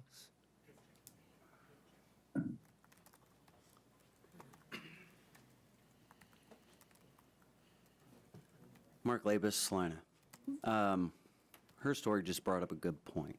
Because I know building services request to be able to give basically tickets in a study session last week. The thing is, many times the city is incorrect about many things. Another experience, one of my neighbors has a garden. She got a violation notice for grass, whatnot. She has a garden. Crops grow tall. They didn't even know the difference between weeds and a crop. There's a problem there. Just like they didn't do proper investigation, obviously, concerning her sign. There's a problem there. You guys write notices and violations for the property owner. Well, at least 25%, if not more, of the residency here are rental properties. All they have to do is walk across the hall or down the stairs to the water department and find out who lives there. That's too easy. Instead of going after property owners themselves, unless it's, of course, like paint, structure, that sort of deal, but talking most of the other stuff, no, that's on the tenant. Landlords are not your legal enforcement, but that's how you write it. And there's a problem with that. There's many problems with many of the laws that need to be addressed. They're ambiguous as far as the local level. Plain and simple. I mean, when you guys consider a wooden fence as a structure, there's a problem. There's no permits for it, so why is it listed as a structure? But it is. And in fact, that was used recently. As far as, we're talking about open burning or residential fires. We still have on the books that no burning within 25 feet. I get to an extent on that. However, an ember or an ash is going to go out before it catches fire to shingles or metal roof. Plain and simple. But yet we have fireworks. Those are much more fire hazard than that. We allow cooking fires on the porch. This is by your fire department. It's on record. You realize that lighting the fire actually creates flame a lot higher than that. So there's some wisdom. There's lack of wisdom in our laws, and that needs to be addressed. So, my time's up. Thank you.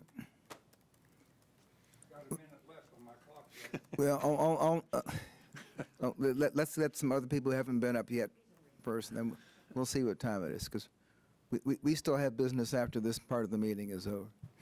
I did discuss this issue about what was in the paper with one of your staff members, and he said, Norman, you're the first guy I thought of because you've been trying to hammer it down our throat, and we're finally listening. Thank you. So you'll volunteer to be on that citizens committee that studies water, right? I ain't got much time left.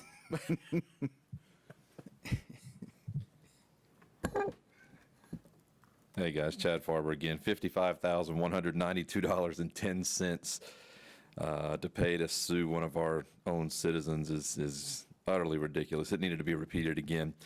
I wanted to ask, I haven't heard anything about this in the last little bit. What is the status of our community meetings, listening sessions, hearing sessions? Where are we in that? Not very far, with vacations and no meetings, and it's budget we can now focus on. We've been collecting ideas, and it's more the format that we have to sit down. I don't know if do we have a study session set for that yet? Or? We don't. You tasked me, I think, the last time to kind of compile what feedback the commission had provided and identify options. So we need to have a conversation and bring that forward. All right, so we'll set easiest way would be a study session, because it's easier to do give and take conversation and involve the public in that. Sure. Do you think it's something that will take place by the end of the year? I don't see why we couldn't. Okay. Just wanted to see the status on that. Thank you. All right. Anyone else? Mark, you're up. Well, 20 seconds.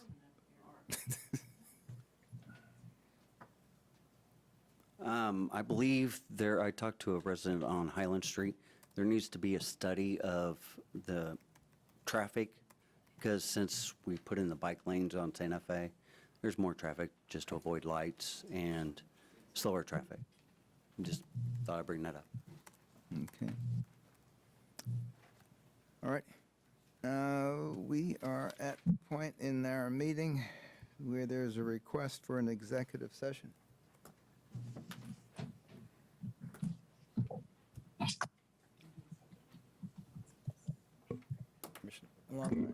Do we have a time? Let's try 30 minutes. How many? 30. 30?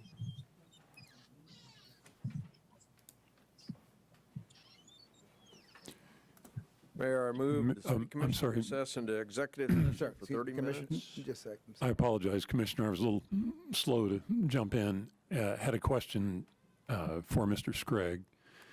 The motion anticipates two separate and distinct discussions relating to confidential data of corporations. Mr. Scragg can explain better than I, but we have a change in that circumstance that will affect the language, a recent change. Yeah, thank you. I failed to pick up on the two. There's only one topic for this evening. The other one will be potentially next week. So where the motion talks about trade secrets for two corporations in two separate and distinct discussions, it's down to one. I don't know if Mr. Bankson has alternate language he can suggest.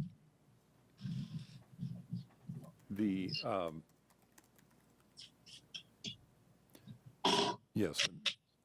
If we can delete reference to there in the second line where it refers to financial affairs and trade secrets of two corporations, if we could just say instead a corporation. And then where it begins in two separate and distinct discussions, if we could eliminate that. And then where it then says within one executive session, if it would just say within an executive session. Then as we go to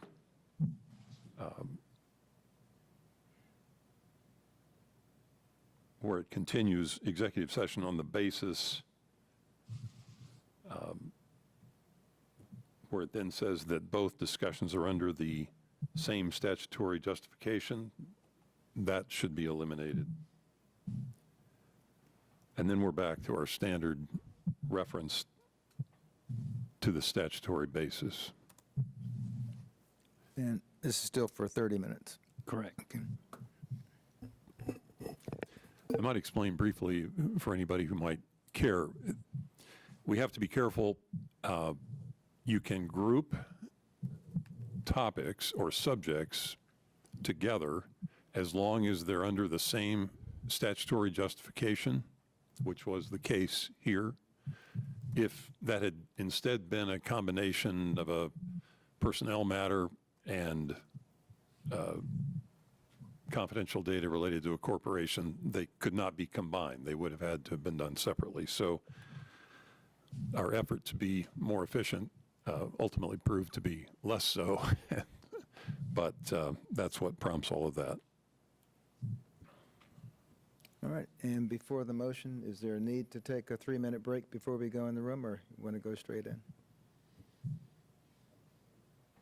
Straight in? 3-minute break, so add 3 minutes into the whole thing, okay. We'll recess for 3 minutes and then go into the executive session. More complex, let's figure out this time here. Well, that'll give Mr. Wood 3 minutes to get Commissioner Ryan moved from out here to in there. It was real Okay. easy. So, you can just say 5:50 to 5:20. We'll just take 2 minutes instead of 3, Okay. if you talk fast. 6:20. And Mr. Bankston, this is Sarah Steele. Is there an exception for some additional folks besides city staff and legal counsel to join? Certainly, if those persons have reason to otherwise be aware of the confidential information. Was there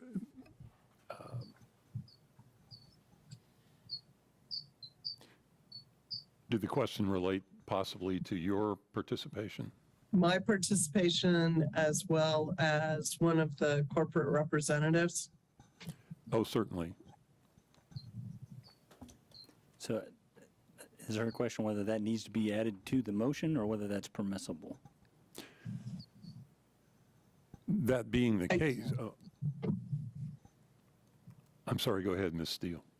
Oh, I apologize, Mr. Bingston. I just thought that perhaps we ought to clarify that that is acceptable to include within the executive session outside bond counsel as well as Mr. Thompson.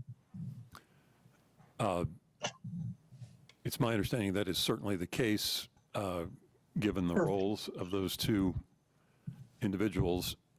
It's not statutorily required that that be included in the motion at all, but it can certainly be noted so that everyone is aware who might be participating. Thank you. Please take your 3-minute break.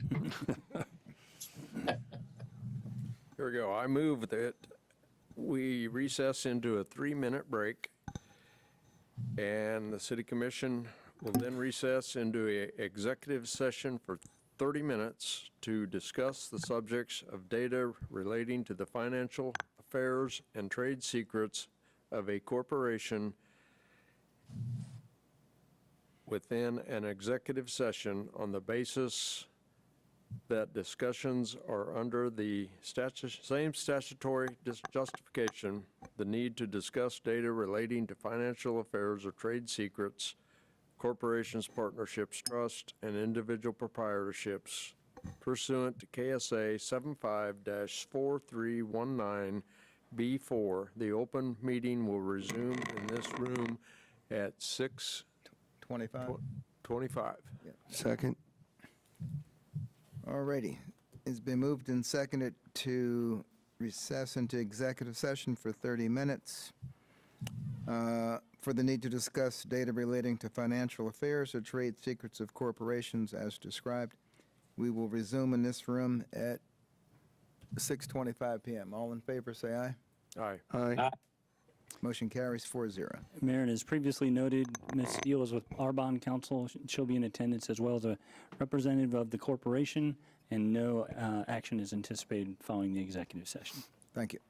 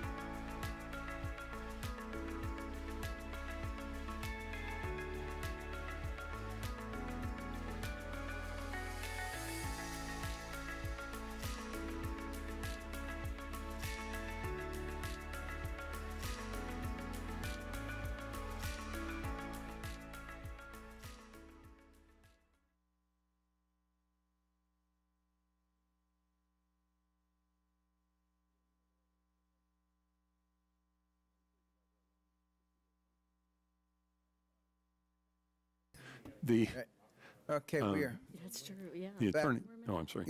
back in regular session, and it's come to our observation that we need a little more time, so we will have a motion to recess again into executive session. Do we need to read the whole motion again? Yep. So says the Attorney General, Commissioner. I'll get it. Last time. Yeah. You gotta give you I credit. don't know if it's going to match. I move that the City Commission recess into a executive session for 20 minutes to discuss subjects of data relating to the financial affairs and trade secrets of a corporation within an executive session on the basis that discussions are under the same statutory justification, the need to discuss data relating to financial affairs or trade secrets of corporations, partnerships, trusts, and individual proprietorships pursuant to KSA 75-4319B4. The open meeting will resume in this room at 6:46. Second? Okay, it's been moved and seconded to recess into executive session to discuss subjects of financial affairs and trade secrets as described in the motion. All in favor, say aye. Aye. Aye. All right, thank you. It's 4-0.